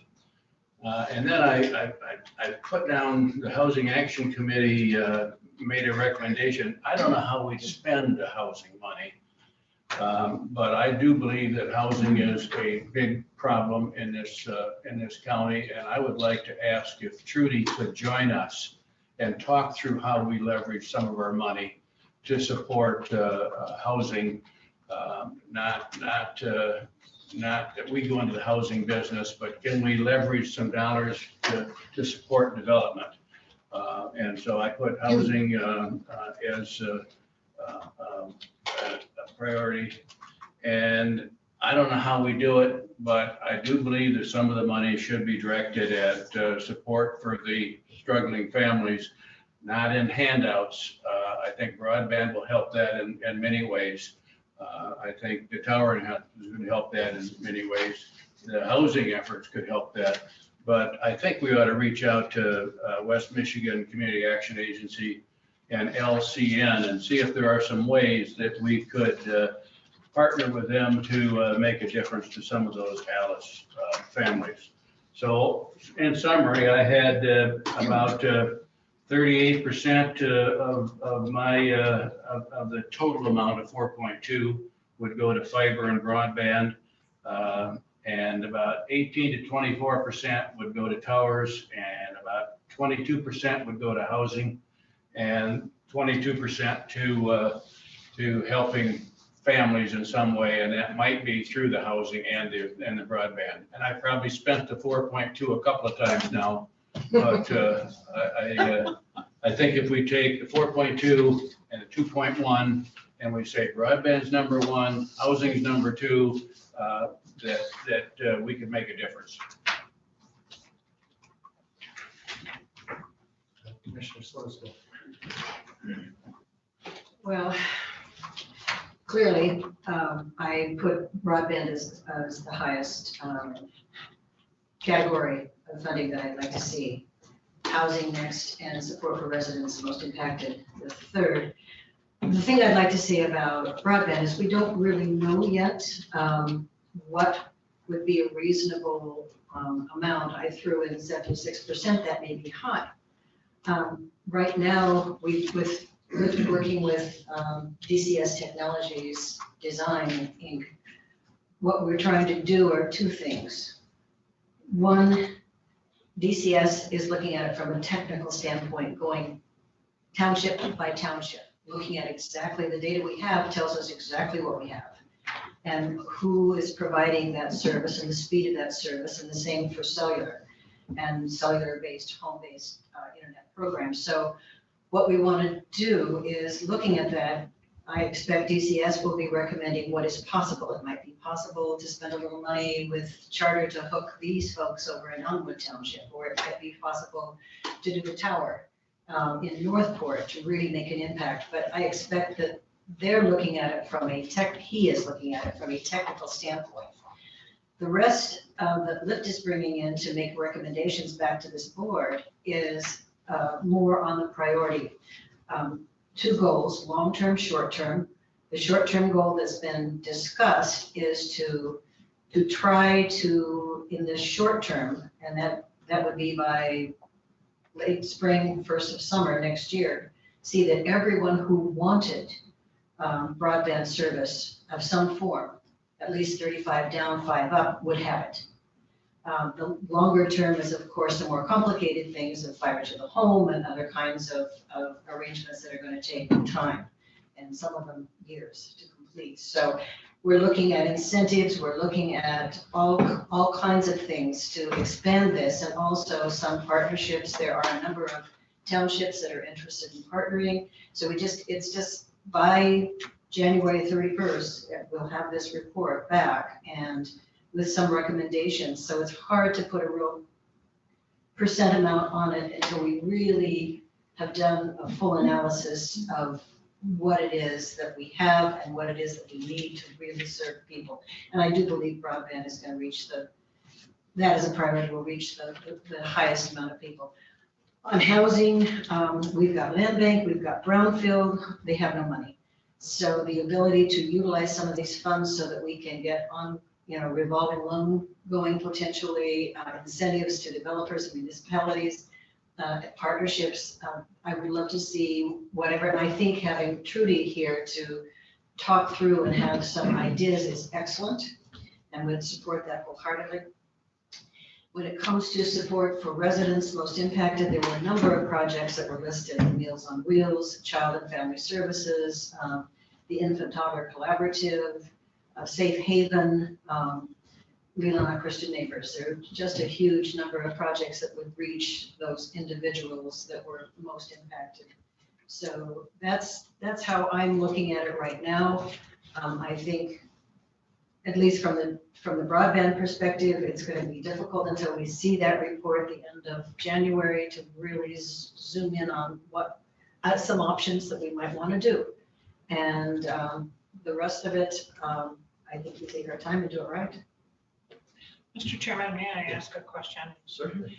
When you talk about land bank and brownfield and the revolving loan fund, what do you know about the revolving loan fund? How does that work? Well, that's a question for Trudy, because they're going out for a grant to try and help phase 1, phase 2 evaluations. If they get that grant, it makes a difference. But I think that's something Trudy's talked about, we've had in the past. I think it's something to explore how that would be set up and how it would be. Well, I guess my question is this for like new construction, or is it renovations? In the past, it was renovations, but Strictly. it doesn't mean it would have to be. Okay. I think that's where I think Trudy and the folks on Brownfield Land Bank and the Housing Action Committee could be very helpful in providing guidance. I just think it's an opportunity. We're not making enough progress. We've done some really good things in affordable housing, but I would hope we'd be a little thinking outside the box as to how we can make more progress faster. Well, there is a need in the county. However, as you well know, it's been years that this county has tried to implement affordable housing, workforce housing. I think all of those avenues have been discussed and researched, and yet we still do not have an answer for affordable housing. We know what the problems are, but a lot of those problems we can't change. So that's why I was wondering, when you talk about housing, what specifically do we have in our box of tricks to help out in that area? That's a good question. Yeah. But I don't have the answer. Well, But I do think that. I'm sorry, I was at a region meeting yesterday, affordable housing, once again, everyone's talking about it. It comes down, it's zoning. That's the biggest thing. Yeah, okay. it is. And that's what we can't control. It's a major issue, Grand Traverse County, it's in Benzie, it's everyone's talking about affordable housing. But until the townships want to change zoning, it's very difficult to come up with specific answers. And I think also it's a matter of looking at, we rely on nonprofit contractors. I think it's time we start, as I said, think outside the box and see how we can work collaboratively with for-profit contractors so that these get integrated into new neighborhoods and not look at it as creating an affordable housing area as we have in the past. A little bit different. I think one of the other major issues is the cost of land in this county. One thing I do notice, I noticed that there are an awful lot of people who put their land in the conservancy. There's a lot of people that have a desire for non-development farmland. If you take a look at the amount of acreage that's in the conservancy, a lot of people put their properties in there for one reason or another. Goes off the tax rolls, doesn't really help anybody. I mean, yeah, we got great property to look at, but how many thousands of acres do we currently now have in conservancy? And once that property goes in there, our hands are tied as far as use, as I understand. So what about outreach to some of these property owners that are considering conservancy and maybe having them donate, if they're going to donate properties or sell off properties? Is there some way that we can approach these people to consider housing, affordable housing? It's a thought I'm throwing on the table, I don't know. But we have a lot of obstacles when it comes to housing. Commissioner Wilson. We do, and a big part of it is zoning, and a big part of it is the cost of housing. And that kind of connects, because if we zone for smaller lots, the price of property goes down. And I'm hoping that on our list of things we might do is collaborate with Housing North in the same way that Charlevoix County has done, and the same way that Emmett County is looking at, and find a way to work with nonprofits and for-profits in getting our whole county development ready, to get somebody out there bringing developers in, provide some incentives to people to come into our county and begin to make a difference. And just because it's hard to do doesn't mean we can't do it. And I'm real impressed with Housing North, and I attended Housing Summit, as many of you did, I think, and there are possibilities out there. We can go to Frankfurt. We can see that they have made a significant difference for their housing problem. They had an issue because they were losing business, they were losing kids in their school, and they couldn't find workforce housing for their workers. And they worked together as a county, and as a village, and as a township, and as a school district, and as a chamber. And they changed their sewer rates, they changed their lot size requirement, they changed their zoning. They began to give some incentives to developers to come in, and they have made a difference. But it's hard to do that if you don't have somebody responsible for it. And that's why I'm supporting the Housing North position that would assign a person to Leelanau County to work with all of the local governments, all of the planning commissions, all of the developers. And if each of the townships and the county use just a little bit of their rescue money, we can fund that position, and that would be a significant start. And we get some grants, and we get some zoning changes, and we get some developers. And there's evidence out there that it can work.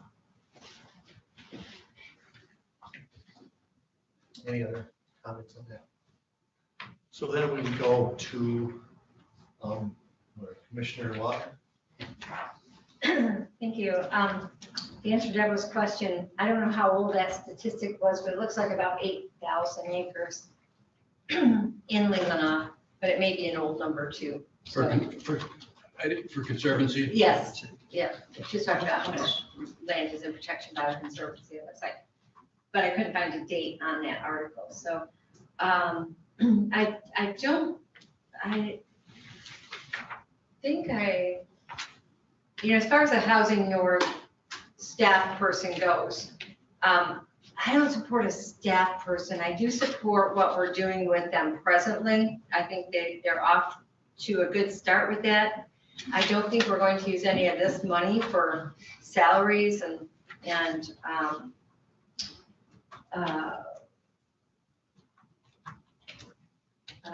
salaries or positions, kind of was what my understanding was. So this money couldn't come out of that. So yeah, my priorities for this are much along the line as what Patricia was talking about with broadband fiber tower. Try to hit and help as many people as possible in our county. Even if they have broadband, if they can be upgraded to fiber, if their cell can be upgraded to broadband or something else, I think that's really the number one thing that can help most people in this county. Second would be the water and sewer projects, because I think that those will drive that housing situation one way or another, either affordable, sustainable, or retaining homes. That could be a big drive for a few of our communities. I think that could take a big bite out of that. The third was the Parks and Recreation 1 mile health loop. This is the only hope for Parks and Recreation to get a start on that project, because we recognize that the chances of being funded just through the county's budget process are pretty nil. And I believe the whole project itself was around 400,000. We're asking for 200,000, would allow us to at least get a start on building that health loop that can be enjoyed by everybody in the county. Any questions? Could I ask Melinda, on your broadband, do you have any ideas about when we talk about broadband, and that's the issue that I've had as we talk to Lyft, because I don't know how support for broadband, it means the infrastructure, I think, the towers and the middle mile. We're not talking, I don't think, about connecting me to internet if it's available. I just don't want to pay for it. No, I do not And I recommend that. think It's the middle mile. I think it's the infrastructure that Exactly. we're talking about. Yes, Yep. yes. So if we're gonna lay fiber in the county, if it's gonna be going by some areas where they've got great wireless now, they have the opportunity to hook up, but they have to hook up on their own. Any other questions? I just was thinking about this, I think that, the Conservancy has a significant, but there's also a state forest, there's a national park, there's townships and county property, there's tribal land, and then there's also church and nonprofits that are all non-taxed, as well as, and I think the veterans get some too. So every time something gets taken off the tax roll from all of these entities, it makes the value of the property the less go up. So it's more than just, making the lots smaller. Even if we make small lots, as we take more and more property off the tax roll, those lots still become much more valuable.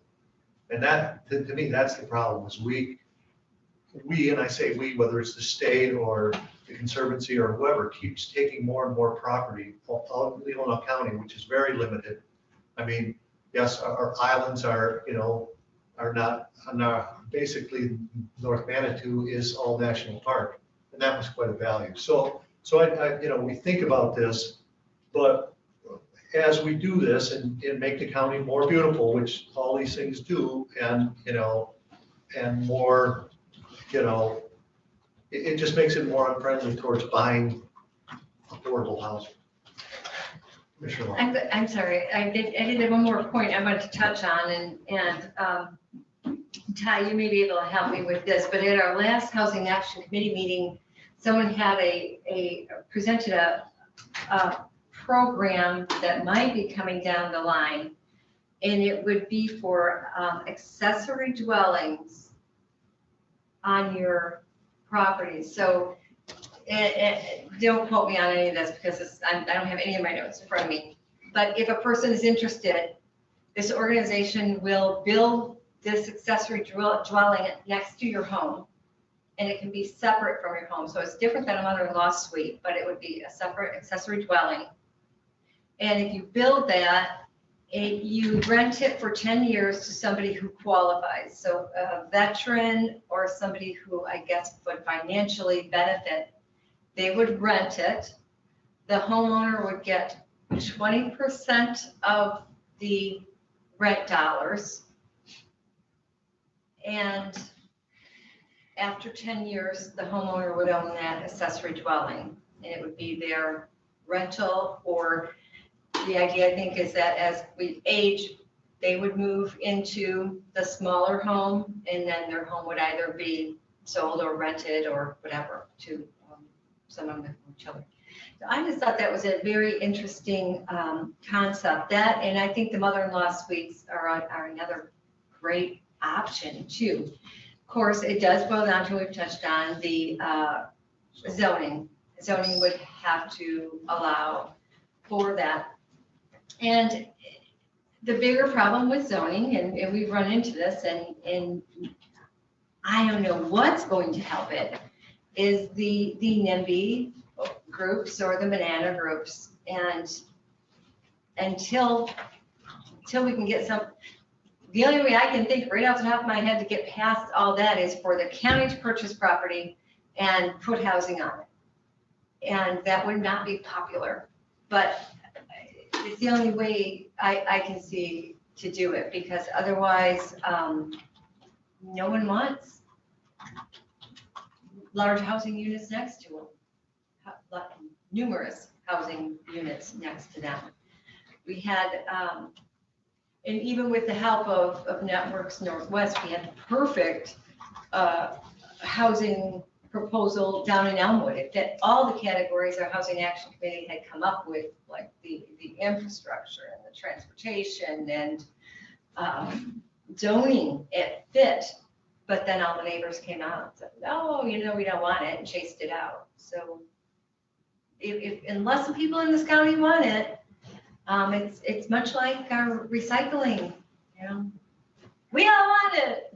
Oh, just not by me, not in my township, but we want it. And housing is much the same. So it's definitely a problem. I think we're doing some really good things. I think our partnership with Land Bank and Fast Track has been phenomenal. Our partnership with Habitat, or is it their partnership with Habitat, is phenomenal. And maybe it's baby steps, but it's something, and it hasn't cost us anything. It hasn't cost those living in this county trying to pay their taxes anything. And I think that's important.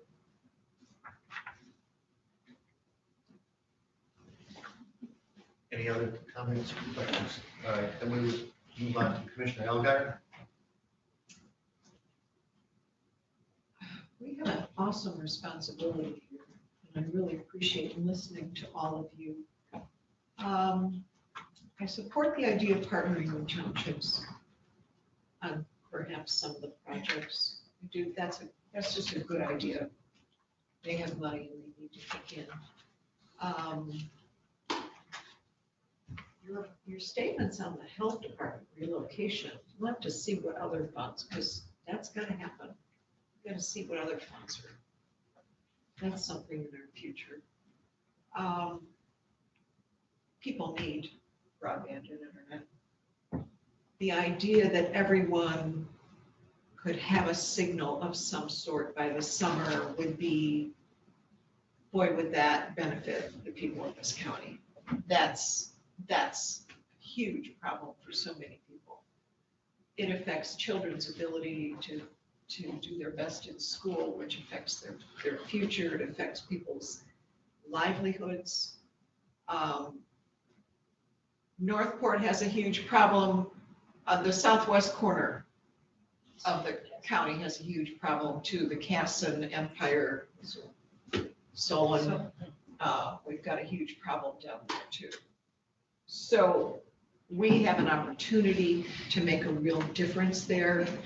Excellent, there's been excellent groundwork. I think that has to be our main focus and our base. We don't know what other money is coming. I really appreciate all the groundwork that you're doing. It's so important. So I believe the bulk of our money needs to go there. I like the idea of getting Trudy's input on housing. This has been an issue for years, and in order for something different to happen, you've got to do something different. Keep doing the same thing. We're going to keep getting the same results. So we have an opportunity to jump that a bit. So I think we need to take that as well, because our businesses desperately need workforce housing. they've had to limit their hours often because they can't, their people cannot live here.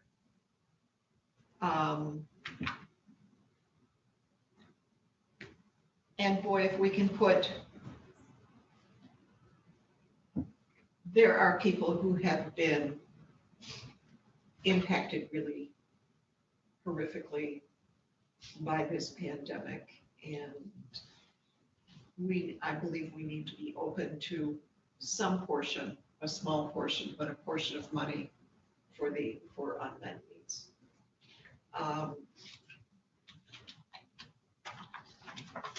That's real. That is one of the focuses of the money to help people impacted. And I believe we need to keep that in mind as well. So I support generally 75% of the money going to broadband. So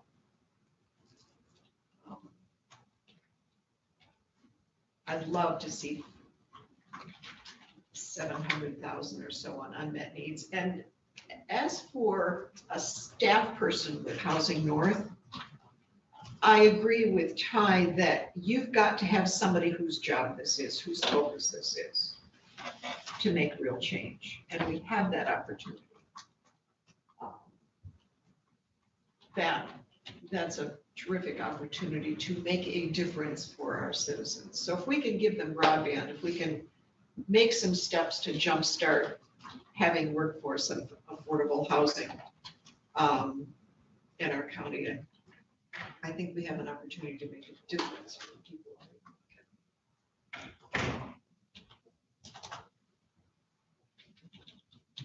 I'm done. Any questions? Thank you. So then that would go to Mr. Robbins. Well, one of the first things I did when this came to light with us is I went to my township supervisor in my office, see what my district needs, and talking with Jeff at this time, there's nothing right now, but maybe on the second phase, they have some things in the plans down there. But so that was my first step, was to see what my district needed. So after talking to Jeff and not really having anything right now on the agenda there, it's like, well, I had to look at the rest of the county. And so the first thing I came up with, and was one of our goals back in February, was broadband. You've got to continue that. We're doing an excellent job. My concern is that we do the right thing, because with technology changing, what may be good today, 3 years, maybe something different. So I know that's a little bit out of our control, but we got to consider that. The other thing is, working with other townships if we can. Excuse me, if we can help Solon Township, with Cedar, with they have problems with sewer and water there, that may be an option there. The biggest thing that I was contacted on is my own board, the Parks and Rec. They really want that walking trail, and who knows what the price is. That $400,000 could be, that was a year ago, who knows what it is today. So what we talked about in our board meetings is making a half a loop right now for starters, where it start up by the parking lot, go down along the entrance and down along West Burdickville, and see where, a couple $100,000, if we can get started on it. And so that was one of the options I have on my list. The other things are pretty much because of my district and what they need and don't need. I'm pretty much here for to help out the other commissioners what they may need for their district. Will brought up a point about the health department, even the basement. I think it's a good move.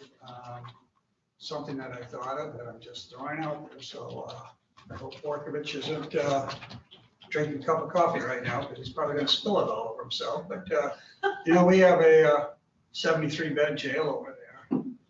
We have about less than 10 inmates in there.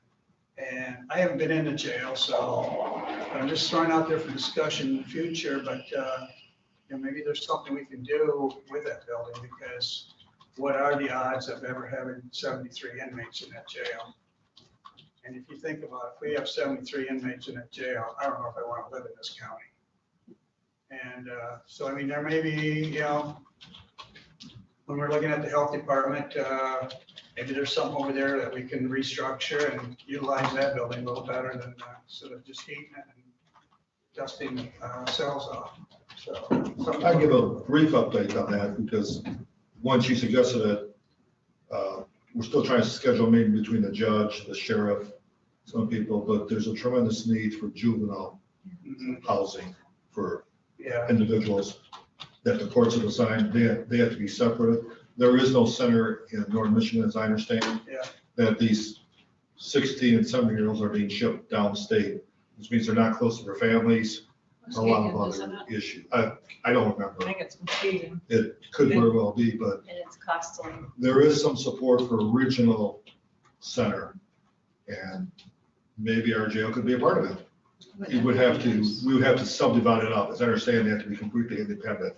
So obviously there is some cost involved. But we are in the process of at least trying to set up a meeting. The sheriff is willing to have a dialogue about it. Okay. That I know. Yeah, I haven't, like I said, I haven't brought that up to some of the board members, but that came up about a month ago. And then it kind of dropped because there's that facility in Baldwin that the sheriff down there may be looking at. But what we kind of just roundtabled was, since we have low inmates here, Grand Traverse is really having a serious problem right now. They have a juvenile that they're housing in the basement of the jail at $1,000 a day because they have to have 2 deputies on there. And what was kind of brought to my attention just in talk was from Sheriff Bensley is maybe we could turn this into a juvenile center here. And since we have the same courts and everything, we could, what few inmates we have in exchange, house our inmates down there. But it's just discussion. And we talk about maybe even a 3-county partnership, since we're in partnership with Antrim anyway, with the same judges, do it just local. And it's just in the very planning stages. The sheriff said he would be interested in going to a meeting about it. Joe Povolo is in the process of trying to set up a time with November with deer hunting and everything. It's been kind of hard to find a date that's available, but that is something there'll be at least internal dialogue about it. If you looked at the figures, it's only on paper. At the end of the day, it would pay for our facility. I mean, just the cost that you get from the state to house these juveniles. So it's just, it's just, we have there to explore. It's worth having dialogue on. Right. Verbally, people seem to be in favor of at least exploring the option. I'm not heard from anyone that says, no, we don't want to look at this. So, because it is impacting everybody. Yeah, it was just, I thought of that the other day. It's like, if we can get the juvenile center over there, it'd be great, but if we can't, we have a lot of wasted space over there. I know when it was built, I remember how the programs worked back then with the jails. We were all hoping that Benzie did the same thing, but we're gonna house inmates from other counties. Well, it's not happening. December last year, they just changed the sentencing guidelines and you're seeing fewer and fewer people going to jail. It's a good idea. Well, and when it was built, the idea was that you could go up to 73 and you still only needed 3 people to watch it. You could make it 10, but you still needed 3 people all the time on duty. So they went the maximum because it didn't cost any more as far as personnel to guide it. And that was the thinking at the time. That was the maximum they could go and still have the same size of correction officers there. So that's how the size was kind of determined, I believe. And there were lots of discussions about housing people in Traverse City. Right, and I don't think it's actually set up right now to make 73 in there. It can be configured that way. Right now, I don't think it's 72 and it can go up to 80 or some such thing. I think it's set for 72. I think it depends on the ages of Yeah. who's in there and also their sex. and Yeah. everything. Women. So I think that was the maximum out, if everything worked out perfect. Perfect, There yes. was someone who said that it's just never gonna be full because of the demographics in our county being an aging county. The fact that we're a peninsula, we don't pass through people. The fact that we're out of the way for Benzie to come and bring their people here. We're out of the way for Grand Traverse County. We didn't have the crime. So Just love it when I we're can right, speak that's all. on, because, you know, it is my field. I mean, they have the same problem in Manchester County. They're small counties. I mean, I look at district court, you know, I look at their numbers, I look at what happens in Grand Traverse, you look up what happens up here. The caseload is up here. I mean, my joke is, I know I may offend some of you, but we have two of the fanciest courtrooms in the state of Michigan. And the only time they get used is when the maintenance man puts lemon pledge and a rag on the pews. I mean, they don't get used. It's a great thing, but it's also a cost. Any other questions? Thank you for that. Mr. Chairman, Yes. I would like to speak. It's your turn. Yeah, okay. One thing, I wasn't sure if you're going to skip over me because I spoke initially. Okay, Never We do tried, that. but doesn't go. I wasn't going to allow that. The reason I wanted to have a conversation at the end of this meeting is I was waiting to hear for any commissioner on this board to mention any support for any of our businesses in our community, and I heard none, very little. Very little, yes, you did, very little, but in regards to workforce housing. So the point that I want to make, anytime you want to revitalize a community, support housing, we have to have jobs available to those people. We have to have jobs that pay a wage for them to be allowed to live in the communities that they live in. I heard no discussion about bringing any sort of industry or business or encouraging any new businesses to come to our county to support the workers that live here or could live here. So we have all these great ideas. We want to be a safety net for many. However, I'm not looking to provide a hammock. I don't have a problem with providing a safety net, but once we start providing the hammock, we might as well roll up our sidewalks and go home. For me, I would like to see some discussion on how we can create new businesses in our county, attract new businesses so that those wages can be paid to the people who want to live here that would then be able to afford their housing, their food costs, and so on and so forth. So my other issue is a lot of talk about broadband. Of course, everybody wants broadband, but my number one concern with service is if we have got districts in our county that cannot be served by 911, I have a problem with that. So I really think that that should be our number one priority when we're talking about broadband. We should focus initially on providing the opportunity for all of our citizens to reach our emergency services. So I hope you all keep that in mind as we move along. And I would hope that you would begin to think outside the box. How can we attract industry or business to our community to support the citizens we want to have live here? Thank you for my time. Yeah, thank you. Actually, thank you, Deborah, because there was a couple things I had meant to say and didn't when I spoke about my support of like the water and the sewer systems. I know that would greatly help Cedar, and I believe it would Empire. Because right now we've had businesses want to come into Cedar and they just can't. They're holding tanks and it just isn't, it isn't feasible for them. So that would help our businesses. And also I think that broadband will help a lot in the sense that people can either work from home or start a business from home. I think that's going to be huge, but I'm with you. What we really need is industry. And, you know, there again, sometimes we've had zoning issues. Solon has tried to put in some industry and neighbors have beaten it down.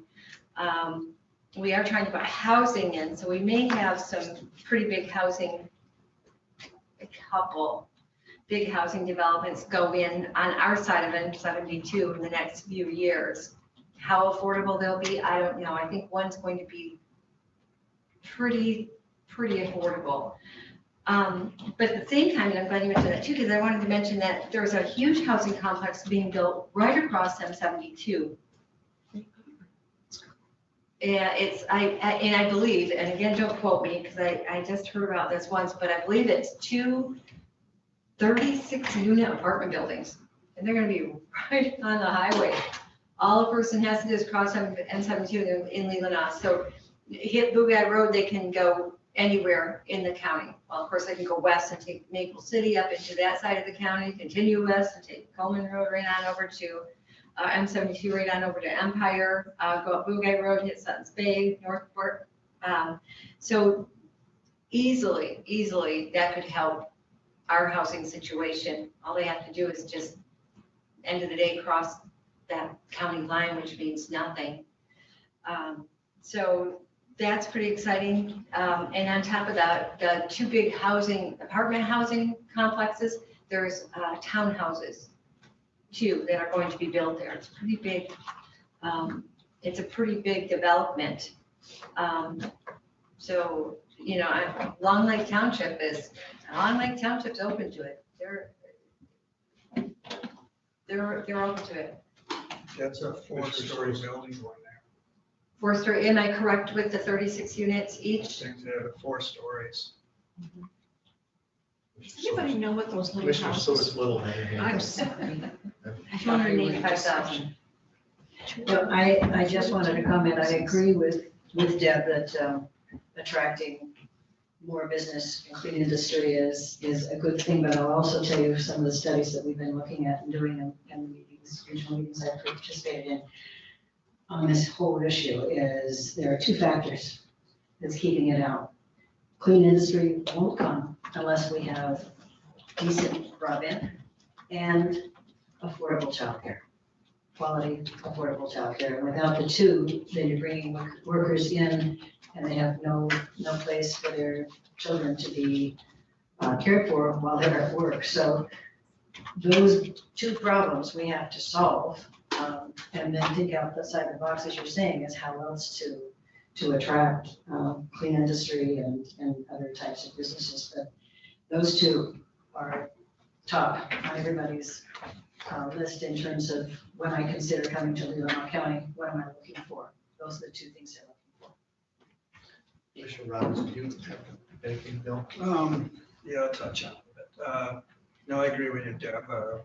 It'd be nice to have some jobs in here, but like earlier, you know, like with the jobs, I mean, who's going to represent, you know, to fight for industry to come in here? I mean, you need a representative. It kind of goes hand in hand. Earlier, they were talking about the low housing, and you need a representative too. And some of us are against that. They need to work hand in hand. I mean, just can't be one or the other. It's going to have to be a group effort to get the jobs and the housing. Yeah, if I may respond to that. Well, Commissioner Algar, again, she's got to speak for it. Okay. Let Commissioner Rushton respond, because mine sounded different. I don't disagree with that, you know, but I bring that to the table because for me, we have to look at the whole picture, and we have components that have equal standing to try to solve issues. We're talking about bringing affordable housing. We bring affordable housing in, and they get here, and they don't have a job that they can work. Now we're providing the hammock and not the safety net. Do you see what I'm saying? Excuse me. you didn't hear what I said. They need to work together, Correct, both groups, not just correct, that's one. what I'm saying. Right. I agree with you, and there's a lot of components. Okay. We're on the same page in regard to that. Patricia brought up the issue of childcare. I brought up the business aspect of it. Affordable housing was brought, and this is what I'm trying to say, so that we think, not just specifically for one thing, but we look at the matrix and say, okay, where can we be most effective with these dollars? And as I mentioned earlier, how can we collaborate? You know, what steps? Maybe we should sit down with our townships, have an overall meeting with our townships at some point, and different entities, Trudy, so on and so forth, and bring it together as a community, and stop trying to act alone or individually. Put our ideas out there and coordinate, you know, as a county for different needs. It's just a thought, but I don't want to nitpick here and there, and then in the end, yeah, we've got affordable housing over here. Oops, we forgot to look at jobs. Or oops, we forgot to look at childcare. And now we've created a hammock over here in housing and have not empowered these people to be self-sufficient in some regards. Does that make sense? That's what I was trying to tell you. Well, now we're on the same page. Commissioner Elgar. So I agree with what you said, and I believe also, though, that each of us could talk about people we know who wanted to live here, had jobs, and couldn't find a place to live. And so had to relocate elsewhere. So we have people right now who need affordable housing here who are already employed. We do need to bring businesses here, and to do that, we need broadband. We need childcare. So we could talk about this endlessly. I think we have a consensus. We're starting to move forward on towers. I guess I'm wondering, I look at some of the little sewer projects that need to happen, and the townships have money. So I think it's a good idea that, you know, that maybe we give them something to help them with the commitment that they're gonna fund most of these out of the money they've gotten. But that's, okay, why is that important to me? Because part of it's in my district, I guess. And it is one of the criteria for this money. But I do like Ty's idea that we need to partner, and that the townships should bear most of this expense. I do supporting them. And that will help with jobs. Cedar and Empire both have problems. So what can we do now to get beyond talking on some of this? For instance, if we're gonna help those guys, give them a little bit of an incentive, they need to be getting their pre-construction work done this winter. You know, plans out, submitted, bids, and all those good things, so they can get going and actually do that next summer. So do we need to have a small little committee to work with town? I mean, what do we do with that? I love the idea of having Trudy come advise us so we can take some concrete steps, get some of that going. Housing there's so much prep work for housing. And meanwhile, we've encouraged work to start on the towers. Is there anything else we should be doing instead of endlessly talking? We don't need to commit all the money, but let's take some concrete steps and get a few things going that we have consensus on. That's what I would love to see. I believe we agree on a lot. Commissioner Watson. This has been helpful, and I don't disagree with anything that's been said. I would love to have Matt come in and meet with us and talk towers. I'm looking forward to having the final report from our consultant on broadband and have that here. And I'd love to have Trudy come in. And if we have those three discussions, I think we make a lot of progress.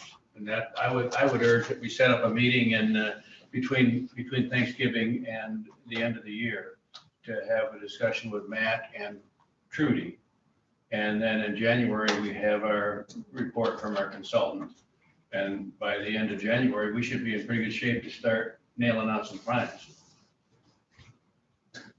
And I Sure, would, well, yes, after December.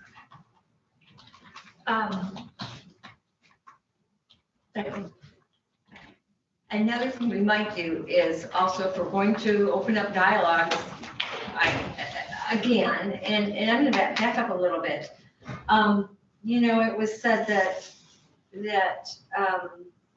we're doing the same thing over and over again, we're not getting anywhere, but we were talking about housing at the time, and the other thing we gotta be careful to do too is we have to pay attention to history, or we're doomed to repeat some of the same errors all over again. And so I'll remind us that we were heavily involved in housing a few years back, and we lost a lot of money at it. So, and we didn't, excuse me, we didn't make a difference. So that's something to think about. But regulations is huge. I think it'd be interesting to have a conversation with Eagle. We've asked them in other organizations before to, I believe it was our Housing Action Committee, to be more flexible with the regulations. We've got housing units that want to come in and I believe it was along the time the Northport housing units trying to go in. If they could have done one well for the 4 homes and one septic system for 4 homes, or 6 homes or 8 homes, this saves so much money, and it's punching 1 hole in our aquifer instead of 8. But yet the regulations is so heavy that they can't get past those sort of things. And that's something government's created for some of the problems. The same as the daycare. The state came in and the state has made daycare so difficult. The paperwork is just overwhelming for daycares. So I know a lot of people who have gotten out of daycare because it just isn't worth it. And I know people who wanted to open daycares and didn't, started looking at what all the expectations from the state to open a daycare, and they haven't. So while they're not on the books as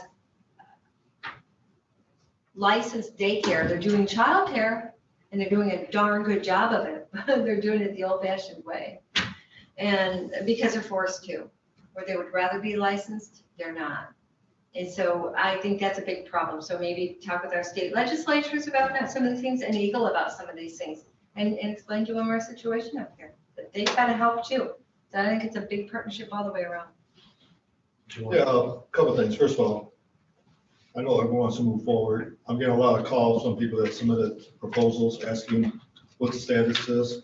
So maybe at our next meeting, we actually go through and identify, start bringing people in that you think have potential to be funded, and give them an opportunity to give a presentation. Because, I mean, a lot of people spend a lot of time putting these together. They can do that. On the bright side, as far as I know, we're the only county that's even having dialogue on how to allocate the money. I was in a meeting this week, a Zoom meeting with county administrators. Everyone's kind of thinking, okay, we should start at some point. So out of compliment to all of you, we are steps ahead of almost every county, at least in central and northern Michigan. As far as I can tell, as of now, no county has done what we have done. No one is even having special meetings to talk about options. So we are a step ahead of it. Maybe what we could do is like we did during the budget process, when people submit proposals in, you go through them and identify our next meeting date. We're going to ask the following people to come in and give presentations, because I think there's some good proposals in here, and I think you need to hear from them on what their options are. In terms of daycare, because I was just meeting yesterday, there's support on both sides of the political party to make changes with daycare regulation. TCAPS has 3 empty classrooms that are geared towards kindergarten that they could use for daycare. They don't meet the guidelines. They're fine for 5-year-olds, but not fine for young. I can tell you personally, we started daycare when I was in Buckley schools. We could spend, I can't think how many thousands of dollars to lower things by 2 inches. The drinking fountain was 1.5 inches too high. It's not simple just moving it. You gotta read the piping and everything. It was incredible the bureaucracy we went through to make what I would call minor insignificant changes that don't impact the quality. There is movement now on both sides, because we started about yesterday at this luncheon I was at. I think there will be movement sooner versus later within the next few months to change the daycare and the licensing guidelines and the physical requirements. So I think that will be, that's kind of a side topic, but there is tremendous support on both sides. You reminded me, we had 2 daycares closed in the county, one in Cleveland and one in Kesson, because the buildings were over 100 years old. Yeah, so there's. My home can't be licensed because it's over 100 years old. It's crazy. But maybe we could spend, pick a date to meet sometimes in December. And identify Matt, Trudy, and maybe a couple of other people, that's some of the proposals, at least start the process going through these. Because out of respect to these people, I think there's some legitimate needs here. We probably need to hear from some of them, because you need to know what their specific goals are. It's hard to look at a 2 or 3 page. I specifically asked them not to do more than 3 pages, not to overwhelm you. But when it comes to some of those requests from Cedar and Empire, and I don't speak on their behalf, I know they're also having dialogue with our state rep and state senator to get some state money for those projects. So I think a lot of them are looking at different sources of funding. There still seems to be support to have matching dollars available for broadband internet enhancement in the state of Michigan. And that could happen before Christmas. Mr. Alves. I think I'm also gonna talk to the people in Empire and encourage them to, if when they come to us, let us know how much money they've been able to have a commitment for from their township and village. I want to go on record, Melinda is agreeing with you. I'm not, that's a thirst, isn't it? I'm not suggesting we go back to get into the housing business like we used to. That's not our role. I'm looking forward to Trudy seeing if there might be some ways that we can do something without creating a bureaucracy. And if we can find a way, because there were a lot of proposals that just we can't do because they don't follow the guidelines. But it would be really nice if we could make some suggestions to those folks for other grants that they might be able to go after and indicate would be supported. One thing that would be very helpful, and I certainly don't want to speak on their behalf, but I know privately both our senator and state rep said, if we could partner with other units of government and come up with a specific request, just use, for example, the Cedar project or Solon project. And we come to them and say, on behalf of the township and the county, this is a priority. Can you get us some of that $5 billion state funding?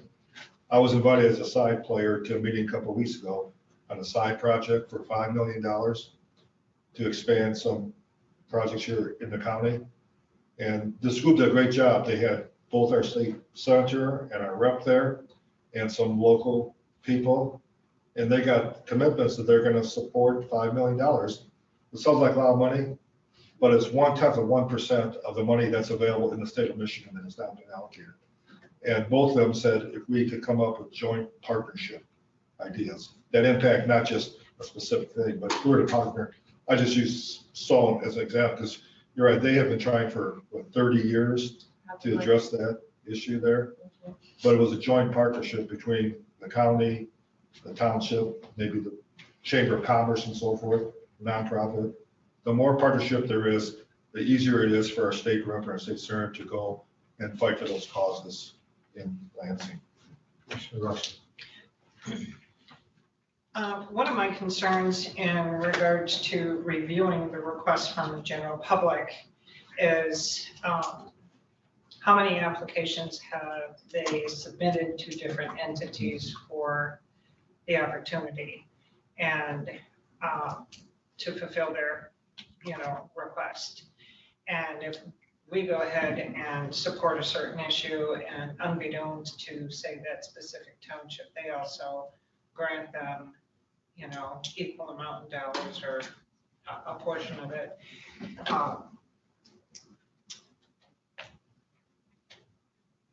It would then restrict our ability to spread the dollars a little further. So I have a level of concern about that.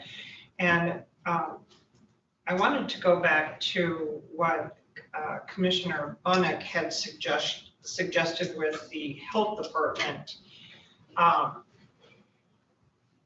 You had mentioned building a pole building, partnering with the health department and having them in this building.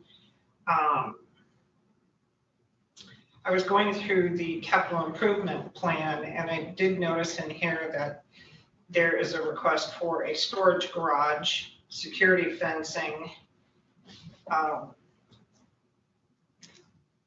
So that would line up with some of the items that we currently have in our CIP plan.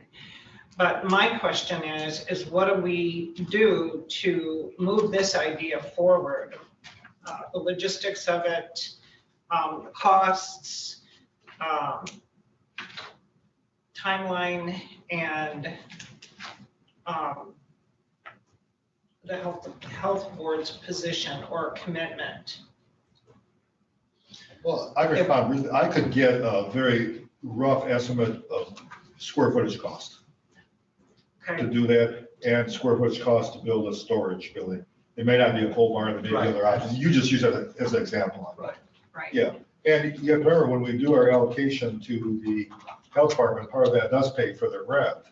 Right. So actually, there are dollars that could be used, just like with the conservation district, because remember, we used to give them a larger allocation every year because they had to rent space. We took that allocation over a number of years and paid for the renovation downstairs. So we are actually, in effect, paying for rental fees already that could be reallocated here. So at least, I'm sure by December, I can get at least a ballpark per square foot cost. I'd have talked after Mr. Bunnick and I brought up I did talk to Health Department briefly about it, and they would be very interested in potentially moving here. They actually approached us a couple of years ago about that, and we just didn't have the space. At that time, they were talking about a lot more square footage. But based on the square footage they told me, it could work if we were to reconfigure the downstairs area. We would have to reconfigure the whole downstairs area, but that's possible. I mean, those are easy walls to move, so that's not a barrier. We would have to have storage space though, but that could be worked out. And even, we're just brainstorming here, obviously, even the space where Jerry and the staff have their offices, they don't have to be in those offices. I mean, there's an office right there already that could be easily reconfigured for other usage. Well, It's vacant 85% of the time. They're not in their office sitting there. right. Well, So there's a lot of things we could do. That's what I'm kind of looking at, is that a viable suggestion? And if it is, what are we looking at for cost? How is it going to help us at the county? How is it going to help the health department? And is that the right move for the citizens in the county? But with all that said, like I said, when we go back to the CIP plan, building of the storage facility, or I believe the pole building was requested. I mean, maybe those two things can be incorporated. One half is storage, one half is pole building, or some such thing. So I would really like to keep that on the table, and I'd really like to pursue that. We have till what, 2023, when their lease is up. So it's really not that long if you're looking at construction. Well, if you agree to a special meeting sometime in December, I think there's momentum to bring Matt in, talk about towers, bring Trudy in. I'm sure I can get some very rough ballpark numbers by that time, at least start the dialogue. At least know where we stand with the issue. Yeah. It may not be expensive as we're thinking. I'm guessing if we did that, we would reduce the yearly allocation to the health department. It would sound I reasonable. mean, we did that with conservation district. It was a Because they're win-win. gonna have to pay rent here more or less, because they're gonna have to pay into Yeah, our fund. It affects every department. Yeah. Correct. You know, every department, actually, their allocation goes That- down. That's what I yeah. was trying to If you say. look at, for those of you that were on the board when we did the conservation district, at first it was kind of sticker shock, oh my gosh, we can't afford it. But we started looking at what we were paying every year to the conservation, so that they were paying for utilities, they were paying for rent, they were paying for computer services, and we incorporated that into our agreement with them. So while we lowered their allocation, we used those money over the years, and I'm sure by now it has more than paid for Yeah, itself. I thought it was a 7-year payday. Something like that, yeah. But it was one of those win-win. At first it was, oh my gosh, we can't do it. Then we started breaking it down. We thought, oh yeah, we can do it. And yeah, it probably was 7 years. I think we're beyond that or very close to that. Right. So, yes, I would like to keep that on the table, get more information so we can make an informed decision. My other question is, on the CIP, there was a request for roof at the Leelanau Dam. I didn't know if that would qualify under that or under the funding or not. It could. It could. So with that question, is there anything else there at the dam that needs to be done? Safety ladder. Yeah, that's, in fact, I look at the back of your form, there's that budget form to fill out. I think dam and waterways are actually, there's a subcategory listed there for expenses. I'm just wondering if we shouldn't take care of the things that we need. Yeah. Um, And I know Darcy's done a lot of research, but she actually came up to me this summer and said, you know, we're talking about dam costs. And she goes, she thought they were very much eligible in the act. If you read the whole 200-some page She told us guidelines, it specifically talks about dams and Commissioner Elder. So could we meet in December, the you said? afternoon of the 14th of December? what day I of thought the you said you didn't want summer. what day of the week? No, I can, I For what said, reason? pardon? For what Our reason? next meeting? The next meeting? Okay, what are you saying? To, let's see, have Trudy come, have Matt come, and I think we do. perhaps some of, resolve some of these townships, see what money they've been able to get commitments for. I think if or we set up a attempt half-day to. meeting and talk about man and broadband options and Trudy with housing and talk about this health department. And then maybe look at the proposal, see which ones you want to bring in specifically after that. They'll probably fill out half a day right there. So the 7th is a little early because people are, a lot of people are gone over the Thanksgiving weekend. We've already got executive. Yeah, don't forget our meetings in December are a week early too. I know, that's why I'm saying the 14th. But then the 2nd and the 9th? The 14th, 7th and 14th. the Oh, I'm 14th sorry, yeah. Yeah, won't work 7th and for, 7th and You're in 14th. November. it won't work for me, yeah. I've The got an 14th? afternoon airport, Oh, okay. Commissioner Bunnick and I have an Okay. airport meeting, and then we have a 7 o'clock board of commissioners. That's why I was saying, oops. Right, that's what I was saying, the afternoon, but that doesn't work. Seems like that week in December, if we're gonna meet, that's gotta be Which week? the week of the 13th. That's what I thought you said. After that, it's Christmas week. Yeah.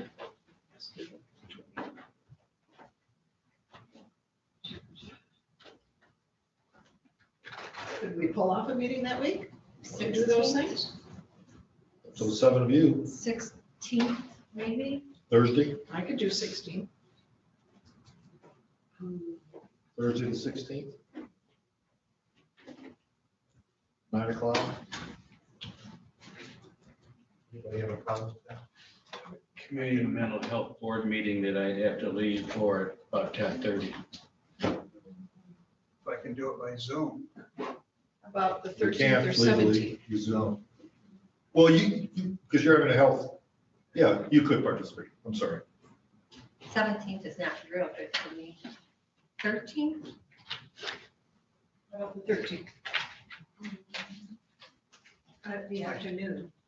Can't. Well, I can do it by Zoom. I'm supposed to be. You are quarantined. eligible for. Yeah, I'm supposed to be quarantined for 3 days. So Afternoon of the 13th?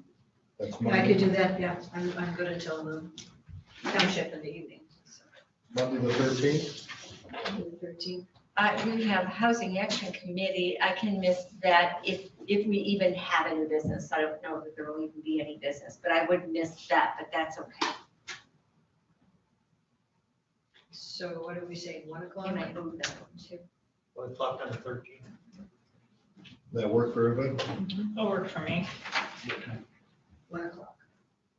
And so I'll invite Matt, Trudy.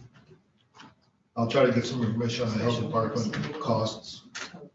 Just a workshop meeting, I assume. Yeah, it's just a committee of the whole, just like we are now. And then if you could look through all the requests, maybe we could have dialogue on which groups to bring in, I'm guessing first of the year, then after that. Because I don't think we'll have another meeting before Christmas then. But we kind of follow the same process we do in the budget, where you look at all these, and you tell us who you want people to bring in. And there's some that you may not wish to have come present, I don't know your name. I know. But at least I can get, because I am starting to get called out to asking where status, so I can tell them that we'll be reviewing them. and making some.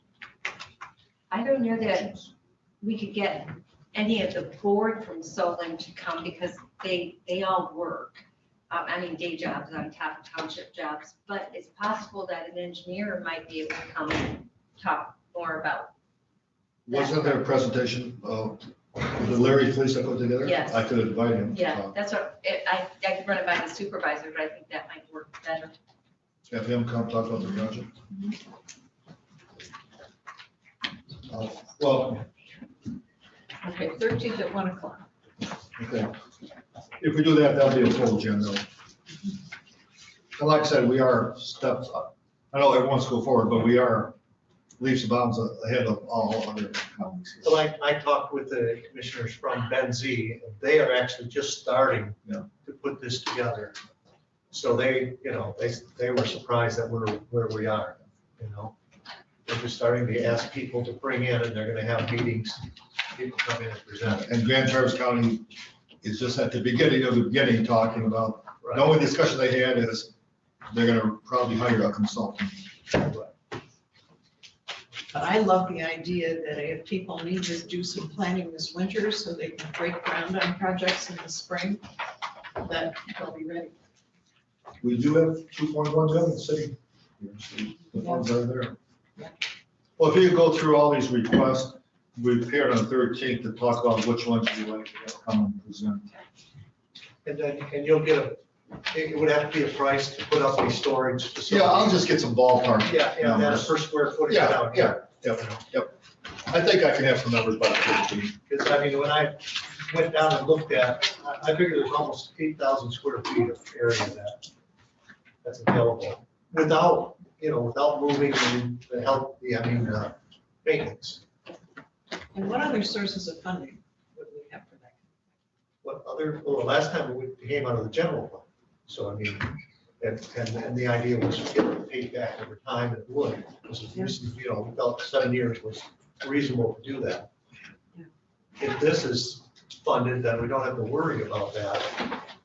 And at that time, I'm thinking they can fix up the heating system down there at the same time. Because everything is gonna get torn up. It's worth at least exploring. Yeah. We do get people on a very regular basis coming here thinking the health department is here Yes. all the time. And that was one thing when we built this building, the idea was to try to consolidate all the county businesses here. And that kind of helped determine the size of it, but it was really the 2 courts and the 3rd floor that determined the size. That was it more than anything else. But yeah, justified it, We should have them upstairs. to see that we can, give us enough room to have everybody here. Much better. Yeah, So it would be following that original plan. Just get some numbers. I don't think you should- All right, any other, still public comment, any commissioner comments? Yes. Yeah, I had one. I just wanted to go back to something we were talking about, and that is the regulations on early childhood. For about the past, well, year and a half now, there's been a group of 6 of us who've been meeting, called the Early Childhood Legislative Interest Group. We've been meeting regularly with both Representative O'Malley and Senator Vanderwall, and talking about these very things. How, I mean, we're all for safety, there has to be safety, but the impact that some of the regulations are having on early childhood providers. But it's even more than that. It's part of what we need to do is look at why something isn't happening. You know, why don't we have more childcare providers? Yes, regulations are one, but it's also economics. You know, they can't make a living wage, not given what they have to provide, the cost of what it really takes to provide quality childcare, even at a home-based level, versus what families can afford.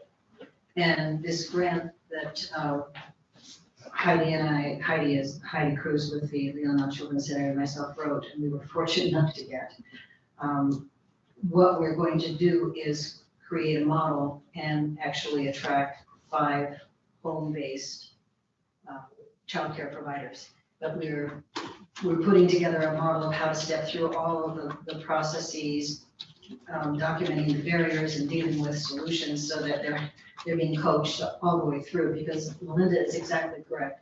It is so difficult for people to jump into this business because of just the process itself. They start to get into it and they move right away.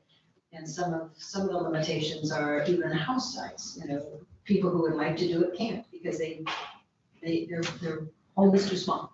So, you know, there are a lot of problems to solve in this, and we're hoping to make a major dent with the grant. We're fortunate it's Kellogg Foundation funding, but it's through the Early Childhood Investment Corporation. So we've got a year and $318,000 to create new businesses, and excited to have the opportunity. But you know, we have on broadband, we've got a lot of the reasons why all that good data that was collected. Now we know what our problems are, so hopefully we can have the same thing with early childhood. And I think as we address these components, as Deb is saying, they all work together and we all are collaborative, but we've got to look at the reasons. Why isn't it working? Not just that we don't have it, that there's a dearth, but why don't we have it? And try to address our problems from that standpoint. That's the only one. Sure.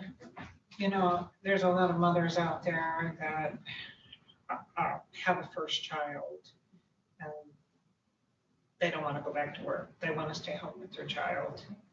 So unfortunately, in today's world, she cannot take the neighbor's child and care for 2 children. You know, I mean, to me, that's a little ridiculous. When I think back when my kids were little, that's exactly what we did. We shared, my neighbor and I, we shared that childcare. I worked opposite days and she worked the other days, and we would share the childcare. It worked great. But in today's world, our young families can't do that. Why? Just the regulations stops it. Liability. But it's also. Well, liability, yes, I understand that, but it's the regulations, even if the liability wasn't there, and that's what needs to be, we're really struggling to try to modify some things, working with Laura. There's a new Bureau of Child Care, which pulls infant toddler out of Laura, which is help. But we've got to have some legislative changes, and O'Malley is introducing quite a few. I think they're coming. Yeah, the bills, we're tracking the bills and we talk about it every time, where are they? But it's not just our group, you know, Grant Travers and other groups, we've all been meeting. And what you're seeing coming out is the end product of what we've been trying to educate them and bring them up to speed so that we can solve this problem, because it's huge. Thank you for all your work. Well, me and many others, many others. Any other commissioner comments? So we are adjourned. You said 3 minutes. did you do public comment? Yes. Did you do public comment? Yeah. Oh, you did? Yeah, they all commented, didn't you? Yeah, he did say. I know did. you allowed public comment, but. I was saying, kind of how they public comment here. I said, what I said was what I thought you did. Oh, okay. As long as you offered it. Thanks for being here this You'll morning. be discriminating against somebody who can't, somebody wearing candles out there. you guys all have a good Thanksgiving. As well. That's right. We won't take anybody else around. Yes. Made the Going menu to the airport Sunday morning at 4 to 12 dishes. Pick somebody else, but keep taking on. Good for you. Get out of the snow, huh? I can tell you, I'm Before it waiting really you- gets started. Before I I'm wait for the snow to show up, or I What take we off. spending on it? What would it take? Just trying to say. Oh,